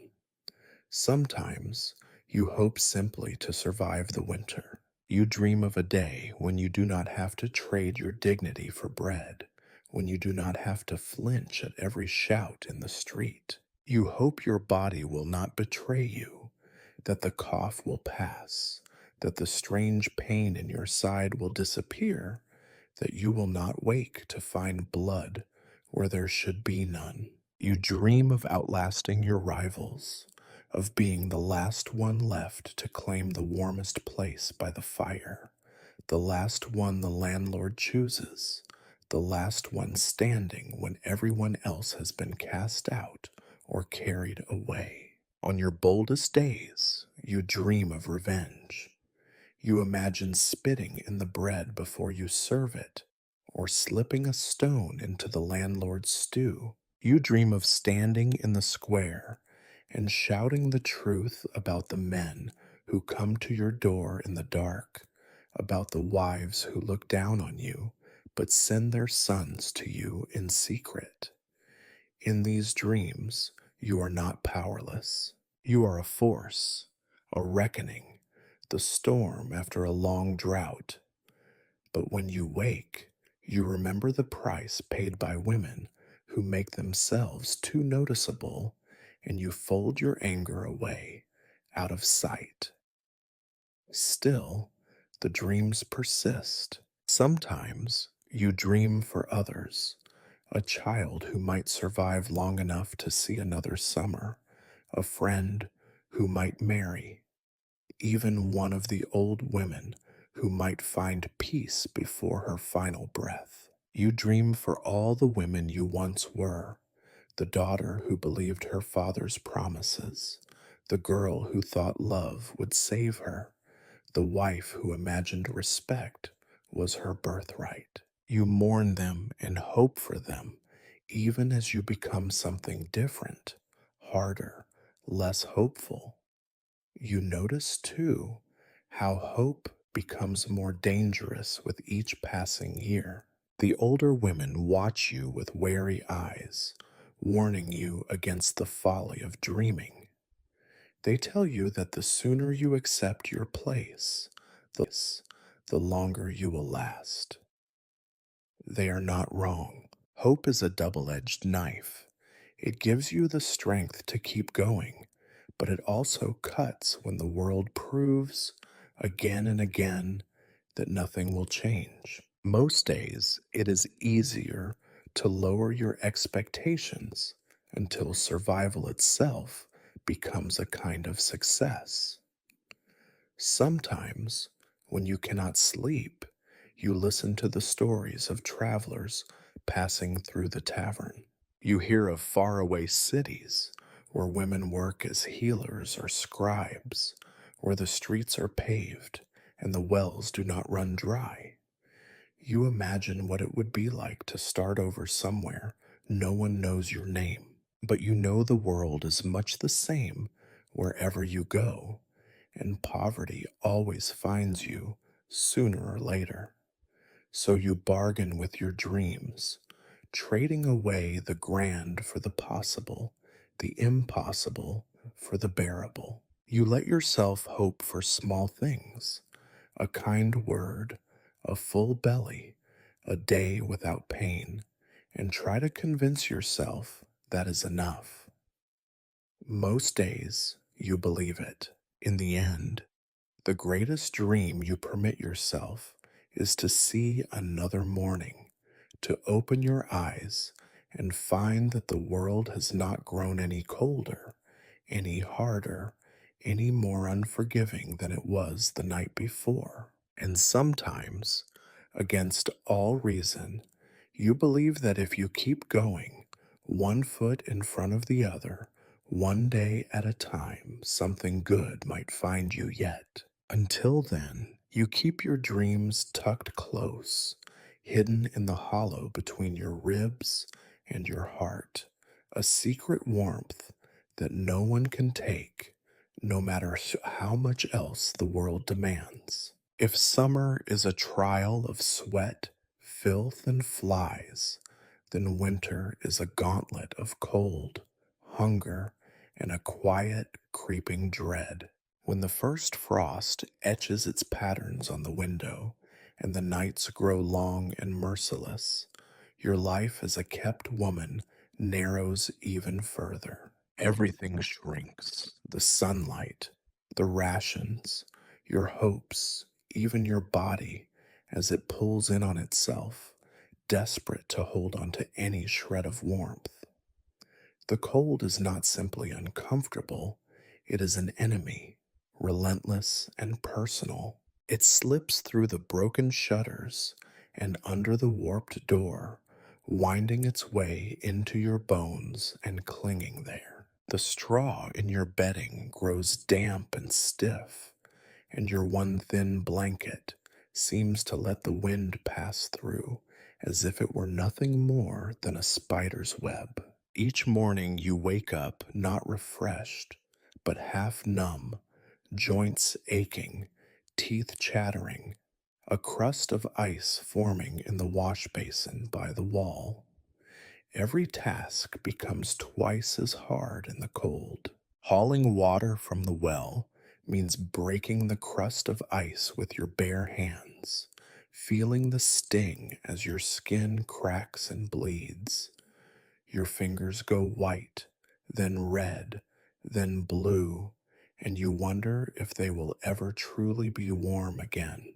The chores that fill your days, scrubbing, mending, fetching, cooking, become agonies, each movement stiff and clumsy, your breath puffing in little clouds as you work. The only heat is from the hearth, and the firewood is always in short supply. The landlord guards the store like a dragon, rationing each log as if it were gold. More than once, you are sent out to gather sticks or dig through the frozen mud for anything that might burn, your hands going numb while you work. Food, already a daily struggle, becomes a memory of what it once was. The market is emptier than ever. Cabbages shriveled, root vegetables frozen solid, bread baked weeks ago and harder than stone. Sometimes you gnaw on dried peas, sometimes you go without. The fat you put on in the summer, if any, melts away, and you feel yourself growing lighter, thinner, frailer, the bones in your wrists and hips sharper than ever. Hunger and cold are partners, and together they gnaw at your insides, hollowing you out. Illness blooms in winter's shadow. The cold brings coughs that rattle deep in your chest, fevers that burn in your forehead, while the rest of you shivers uncontrollably. Lice and fleas, undeterred by the chill, nest in every fold of clothing and bedding. You try to keep clean, but the water is too cold to touch, and even the strongest soap is no match for weeks of filth and sweat layered under your dress. Every day, someone else in the house is laid up in bed, eyes glassy, lips pale. Sometimes they get better, sometimes they don't. Your clothing, never adequate, now seems to mock you. You pile on every rag you own: shift, skirt, apron, shawl, patched stockings. But the cold finds the cracks between the layers. Shoes disintegrate faster in the wet and snow, and soon you are padding about in damp scraps, feet red and swollen, sometimes split and bleeding. The wind bites your cheeks, dries out your lips, and leaves them cracked and bleeding too. Each evening, you crawl into your straw bed, curl into the smallest shape you can manage, and pray for a little warmth to linger through the night. The nights are the hardest. The darkness comes early and lasts forever. You listen to the wind moan through the cracks, the cries of hungry dogs, the coughing of your neighbors, and sometimes the scraping of rats searching for the last crumbs. Sleep is uneasy, shallow, full of nightmares, and the sharp awareness of every bone pressing into the hard floor. Sometimes, in the middle of the night, you are awakened by shouts or footsteps, a neighbor gone mad with fever, a fight over a stolen log, a drunken visit from the landlord or one of his friends. The cold amplifies every sound and every fear. The small mercies of summer, gossip on the stoop, a stolen berry from the garden, a lazy afternoon in the sun, are gone. No one lingers outside. Faces are pinched and suspicious, even more than usual. Charity, already rare, dries up completely. Everyone is too busy trying to keep themselves alive. Even the church is colder, its stone walls and unlit candles offering more chill than comfort. The only warmth comes from each other. On the coldest nights, you and the other women huddle together, sharing body heat, drawing closer than pride or rivalry would allow in better times. There is a strange intimacy in shared misery, and you are grateful for every bit of warmth, even as you curse the necessity of it. The old woman mutters stories of winters past, of people found frozen in the streets, of children buried in snow, of a year when even the Lord's table went bare. You listen, wide eyed, and wonder if you will live long enough to tell your own story. Hope becomes as thin as the soup. Some nights, you imagine running away to somewhere warmer, somewhere safer, but you know the roads are worse than the houses. So you cling to small things: the first hint of thaw in the air, the pale green of a weed pushing through the frost, the rumor that the baker has a sack of flour hidden away. You promise yourself that if you survive this winter, you will never complain about the heat again. But for now, there is only the cold, unending, unforgiving, and utterly indifferent to your prayers. You wrap your shawl tighter, tuck your icy feet under your skirts, and whisper a wish to the darkness. Just one more day, one more night, one more chance for spring to find you alive. If you have ever thought that life as a kept woman might have the small comfort of predictability, routine clients, familiar faces, manageable dangers, think again. The truth is that the town's regulars, with their drunken hands and muddy boots, are almost a comfort compared to the true unknown, the unexpected client, the stranger, the outsider, the one whose face you do not know and whose temper you cannot predict. They appear as if conjured from the fog, trailing new fears and rumors in their wake. Sometimes they arrive with the merchant caravans, men with coins sewn into their sleeves, smelling of spice, sweat, and long roads. They might be eager, generous even, if you catch them before they have lost all their winnings at the gaming table or spilled their tempers in the alehouse. But even generosity is a double edged sword. It can turn to violence in a heartbeat, or worse, to a strange possessiveness, as if a single night in your arms entitles them to every secret you possess. Then there are the soldiers, those battered ghosts in armor, wandering through town on their way to someone else's war. They come in bands or alone, with haunted eyes and the smell of iron clinging to their skin. Some are young and desperate for comfort, thrusting coins into your palm with shaking hands, eager to forget the horrors they have seen. Others are old, their faces carved by scars and cruelty, looking to take out their anger on anyone smaller and more fragile than themselves. You never know which kind you will meet. You never know which is more dangerous, a man who wants to be loved, or a man who wants to remind the world how little he has to lose. Peddlers pass through too, selling cheap jewelry, combs, ribbons, and when the night grows late, their company for a coin. Sometimes they come to you instead, a sad little barter, a trinket, or a tale in exchange for a moment of warmth and the illusion of companionship. These men are often softer, less certain, but always transient.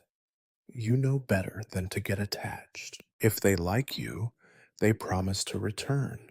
If they don't, they vanish before sunrise. Either way, you are forgotten. Worse than the travelers are the holy men, pilgrims and monks, their robes filthy with the dust of 100 roads, eyes bright with hunger for redemption or something less pure. They come with prayers and coins for candles, but sometimes their prayers turn to confessions, their confessions to offers, and their offers to demands. It is a strange thing to be told that you are both the path to sin and the vessel for salvation, all in the same breath. You smile and pretend you understand, counting the coins as you nod and listen to sermons about humility and mercy. Once you found yourself in the company of a foreigner, his words thick and strange, his manners different from anything you had known. He pressed a single silver piece into your hand, more money than you might see in a month, and asked nothing but your silence and your company for the night. You wondered what he saw in you, if anything at all, or if you were just another body to pass a lonely night. He left before dawn, leaving behind a smell you could not place and a story you could not tell for no one would believe it.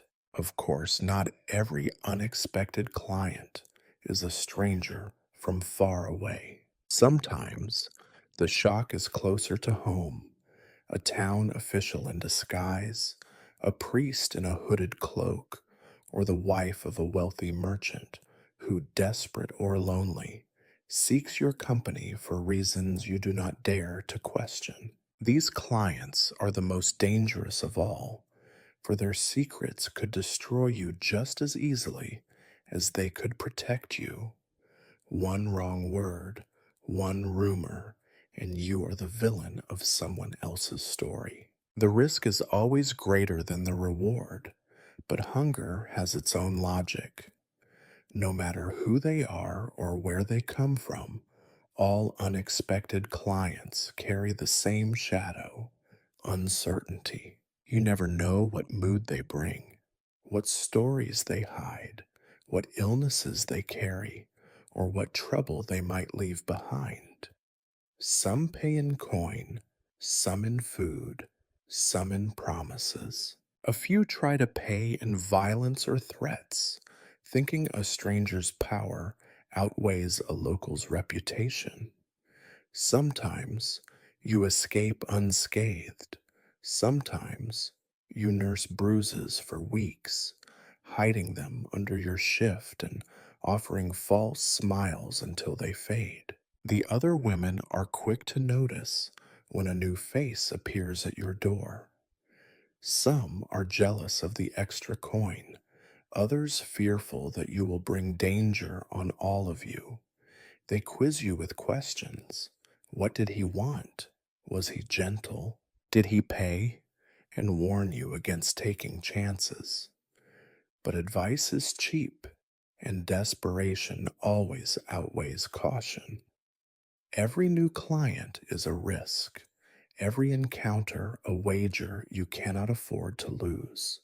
You become expert at reading signs. You can tell by the way a man stands whether he will be cruel, by the way he looks away whether he is ashamed, by the way he talks whether he is hiding something worse. You listen to your instincts, which have become sharper than a knife, and you learn when to say yes, when to stall for time, and when to run. In the end, the unexpected client is not so different from the others. He is a reminder that in your world, nothing is certain, nothing is safe, and the only constant is your own ability to endure. You take his coin, patch your wounds, and add another story to the pile you will never tell. Then you wait for the next knock at the door, knowing that no matter who appears, you must always be ready to survive. If you think that motherhood offers a touch of grace, even for the poorest women, then you have never been a kept woman in a medieval town. For you, the suspicion that you might be pregnant is not a moment of joy, but a slow, rolling dread, the prelude to an ordeal that is as likely to end in tragedy as in life. In your world, a child is not a blessing. It is another mouth to feed, another mark against you, another reminder that even your own body is beyond your control. You notice it first as a heaviness in your belly, a tiredness that even hunger cannot explain. You count the days with mounting unease, days since your last bleeding, days since you last felt well. There is no privacy here, no chance to hide your sickness or your swelling body. The other women see it before you admit it to yourself. They do not coo or congratulate. They give you sideways looks, a mixture of pity, resentment, and sometimes relief that this time it is not them. The landlord's attitude shifts. At first, he is smug, proud of his virility, dropping crude hints to the others. But as the months go on, and your work slows, his patience wears thin. You are no longer as useful nor as desirable. He grumbles about the cost of your upkeep and threatens to put you out if you can not keep earning your place. The other tenants grow restless, afraid that your bad luck will rub off on them, or that the wailing of a newborn will draw unwanted attention from the authorities or the church. When your time comes, there is no midwife standing ready with clean linens and calming words. Perhaps a neighbor, experienced in these things through grim necessity, offers to help. More likely, you are left to labor on your straw mat, biting down on a rag to muffle your cries. The room is cold, the pain is sharp and unrelenting, and you pray not for a safe birth, but simply that it will end quickly, one way or another. The stories of women who die in childbirth are whispered everywhere. Too much blood, a baby that will not come, a fever that burns through you in the days that follow. If the child survives, the struggle is only beginning. You have nothing to offer, no money for a wet nurse, no strength to spare. You try to feed the baby from your own dry breast, but malnutrition and exhaustion make the milk slow to come. The other women help if they can, but their own cupboards are empty. More than once, you have watched a woman's child waste away before her eyes, too weak to cry. There are no doctors, no medicines, only the cruel calculus of nature and poverty. You wrap your baby tighter and whisper promises you know you cannot keep. The child is not likely to live. Disease runs rampant among the poor, and the cold is unforgiving. If the baby falls ill, there is little you can do but watch. The church offers prayers, sometimes a bit of soup, but rarely more. Some mothers are forced to give up their infants, left at the church steps or sent away to the country, where the chances of survival are only slightly better. Others keep their children close, even knowing that every day could be the last.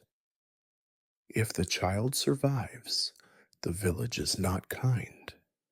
Bastard children are marked from birth, outcasts, easy prey for bullies, and scornful adults. The church looks down on them. The other children imitate their parents' cruelty. You do your best to shield your child, but there is only so much you can do. Every kindness is paid for with suspicion, every small victory followed by a reminder of your place in the world. Sometimes the landlord takes pity, if only to protect his own reputation, but more often he uses the child as another lever of control, reminding you that your survival depends on his whims, threatening to turn you out if you become a burden. Your own body is never yours alone. Even in motherhood, you are still a commodity, still at the mercy of others' decisions. Loss becomes a familiar companion. You see it in the faces of the other women, in the graveyards where the smallest mounds mark the shortest lives. You learn not to ask too many questions, not to linger over small clothes or lullabies. Some women grow hard, refusing to love what they know they will lose. Others pour all their hope into their children, only to be left empty-handed. You tell yourself you will not hope, but hope is stubborn, and every small hand that clings to yours, every moment of warmth in the night, is a reminder that even in misery, love can grow. But love cannot save you from the world's indifference. In the quiet hours, you watch your child breathe and you wonder how long it will last. You count your own breaths, matching them to your child's, as if by will alone you can keep both of you alive. You whisper prayers you no longer believe, promising to be better, to do more, to endure whatever comes. You do not dream of your child's future. You dare only to hope for one more day. Motherhood in your world is not redemption. It is another battle, another burden, another measure of your endurance. You carry your child through the streets, eyes down, arms tight, and pretend you do not hear the whispers or see the glances. You keep moving because you must. You survive because there is no other choice.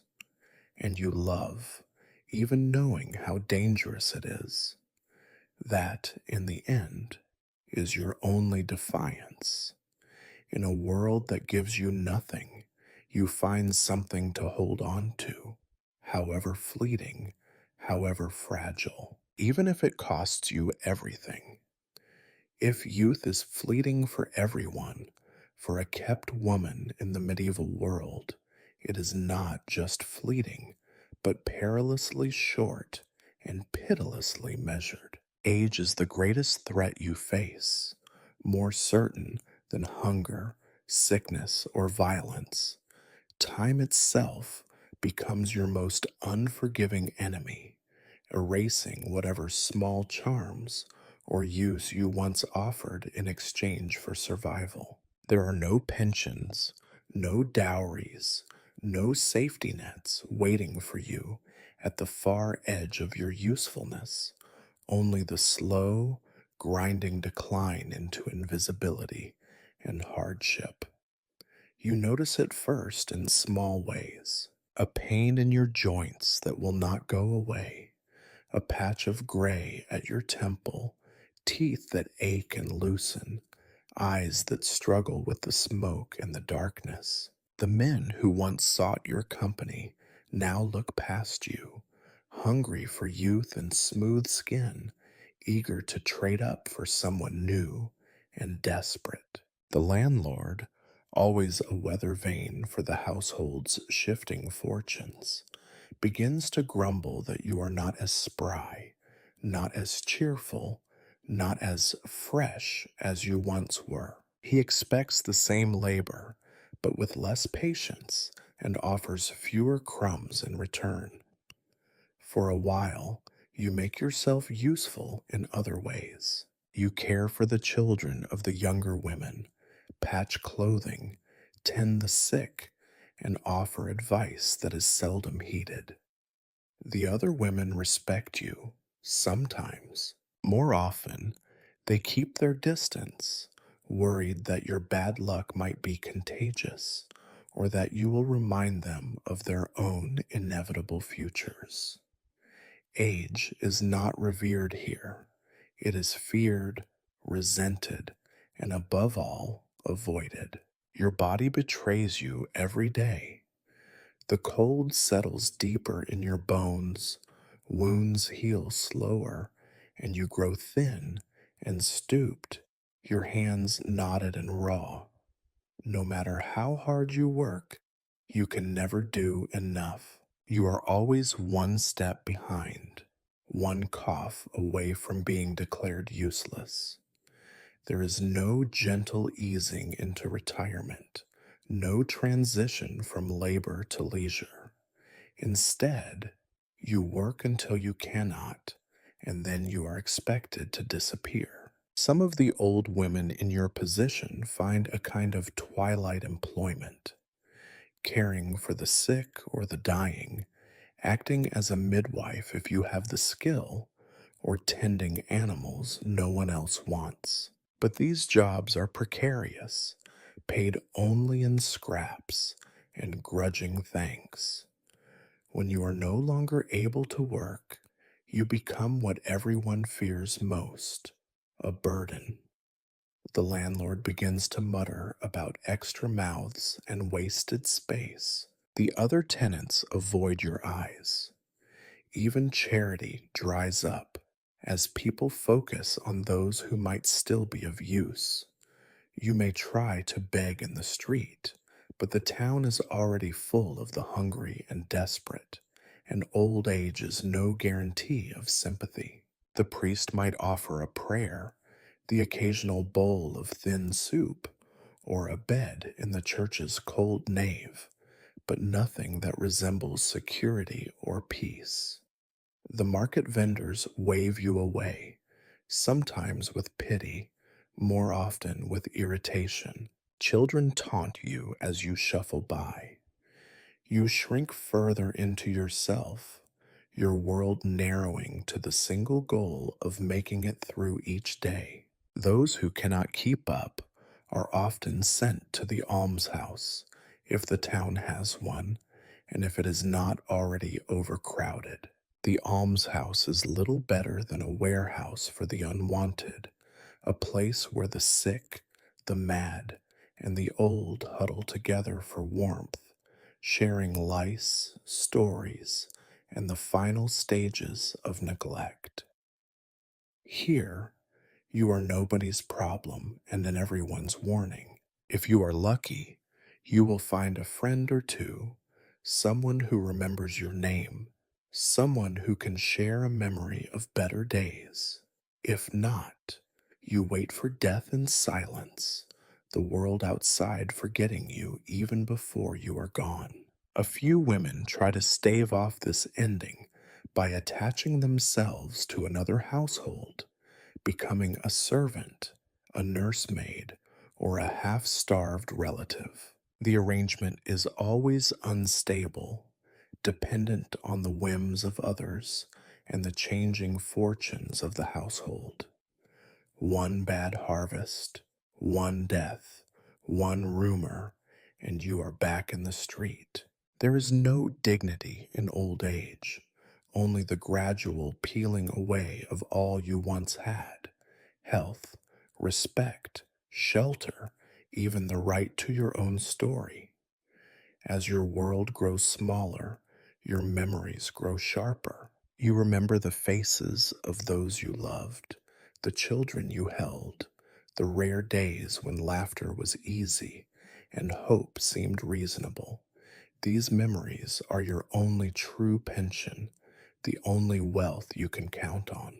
Sometimes you try to share them with the younger women, telling tales of how things used to be, warning them against mistakes you once made. They listen with half an ear, already busy fighting their own battles. At night, you lie on your pallet, shivering, counting your breaths, and thinking about the end. You do not fear death so much as the slow fading that comes before. The days when your hunger gnaws, but no one answers. When your pain sharpens, but no one cares. When you are finally, truly alone. You know that no one will mark your passing, no one will sing for you, and no one will remember your name except as a lesson. This is what becomes of women like her. And yet, even now, some spark remains. You greet the sunrise with a stubbornness that defies your frailty. You share what little you have with those worse off, knowing how quickly fortunes change. You offer comfort, sometimes even kindness, because you understand better than anyone what it means to be forgotten. Old age is not a gift, but it is a form of freedom. The world has already taken everything it can from you, and you remain. This is your pension: endurance, memory, and the faint hope that even in your fading, you might have mattered, if only for a moment, in this hard and heedless world. There comes a point, as the sky dims and the evening mist slides in through the crooked alleyways, when even the most battered soul must surrender to the rhythm of another day's end. Dusk in your world is not a time of gentle reflection, not a golden hour for poets and dreamers, but an hour of reckoning, a final, weary tally of what you have managed to keep and what you have had to let go. You feel the day's weight settle into your bones as you shuffle through the cold, darkening house. The walls seem to close in tighter with each passing night, and the same patchwork of sounds drifts up: the coughs, the quiet arguments, the scraping of spoons against empty bowls, the tired whimper of a child. The fire in the grate, never more than a sulky glow, has burned low. No one has the energy to feed it. The smell of damp earth and wood smoke fills your lungs, thick and stale. There is no warmth left, only the comfortless company of others just as defeated. This is the hour when the world seems to pause, balanced precariously between the violence of the day and the uncertainty of the night. If you are lucky, you have managed to earn or scavenge enough for a thin meal. You eat in silence, savoring each bite with the careful resignation of someone who knows there may be less tomorrow. Conversation, if it happens at all, is slow and muted, a joke that falls flat, a memory that sparks a brief smile. Even the children are quiet, their games reduced to a slow curling up beside whoever will share a blanket. Outside, the darkness presses against the windows, thick and complete, broken only by the distant flicker of a lantern or the brief howls of a stray dog. The wind rattles the shutters, and somewhere down the street you hear drunken laughter, a scuffle, the ominous thud of boots on cobblestones. Danger, never far away, draws closer in the darkness. You lock the door, such as it is, and pray for an uneventful night. You know that peace is never promised, not even at the end of the longest day. As you settle onto your straw pallet, you take stock of what little you possess: a worn comb, a cracked bowl, a scrap of fabric that once belonged to someone you loved. These things are as close as you come to luxury. You arrange them beside you, a private ritual, as if their presence could ward off hunger or cold. Your body aches in all the usual places, and your head is heavy with the dull throb of exhaustion. Sleep is a strange, uneasy companion. You crave it and fear it in equal measure. Sometimes it comes quickly, dragging you down into a blackness so deep you wake with a gasp, not sure where or who you are. Other times, it hovers just out of reach, chased away by the endless replay of the day's humiliations, regrets, and small, sour victories. You try to pray, sometimes for forgiveness, sometimes just for rest. You ask for nothing grand, only a dreamless night, a bit of warmth, and the strength to open your eyes again come morning. If you are lucky, you will be spared the worst of the night: the visits from the landlord, the coughing fits, the sudden, sharp intrusion of fear as footsteps sound outside your door. But even if trouble comes, you have learned how to curl in on yourself, to become smaller and quieter, to let the darkness pass over you without breaking you completely. Resilience in your world is not an act of will, but a slow, involuntary hardening, a shield grown from habit and disappointment. Sometimes In the silence, you allow yourself a moment of memory. You think of a childhood before the world turned so sharp, of someone's laughter, of a long ago spring. These memories come with both pain and comfort. They are a reminder that you were not always just a shadow at the edge of the fire. You hold them close, a secret rebellion against the world's indifference. You know that tomorrow will look much the same. The routine will repeat: wake, ache, labor, endure, and finally rest. There is little hope of rescue, less still of transformation. The world is not waiting to change for you. If anything, it barely notices whether you rise or fall, live or die. You accept this, not with grace, but with a kind of bitter wisdom. The knowledge that survival is its own resistance, that getting through the day is sometimes all you can hope for, and that is no small thing.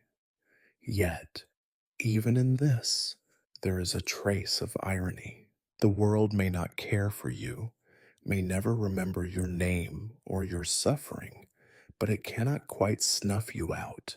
Each dusk you reach, each morning you survive, is an act of quiet defiance, a refusal to disappear entirely, even as the shadows close in. So you lie down one more time, pull your ragged blanket to your chin, and listen to the darkness breathing all around you. You count your breaths, mark the slow beat of your heart, and let your mind slip sideways, away from the day's ugliness. And just before sleep finally claims you, you whisper to yourself, not a prayer, not a hope, but a simple truth, repeated so many times it almost becomes a comfort. You are still here, and for now, that is enough.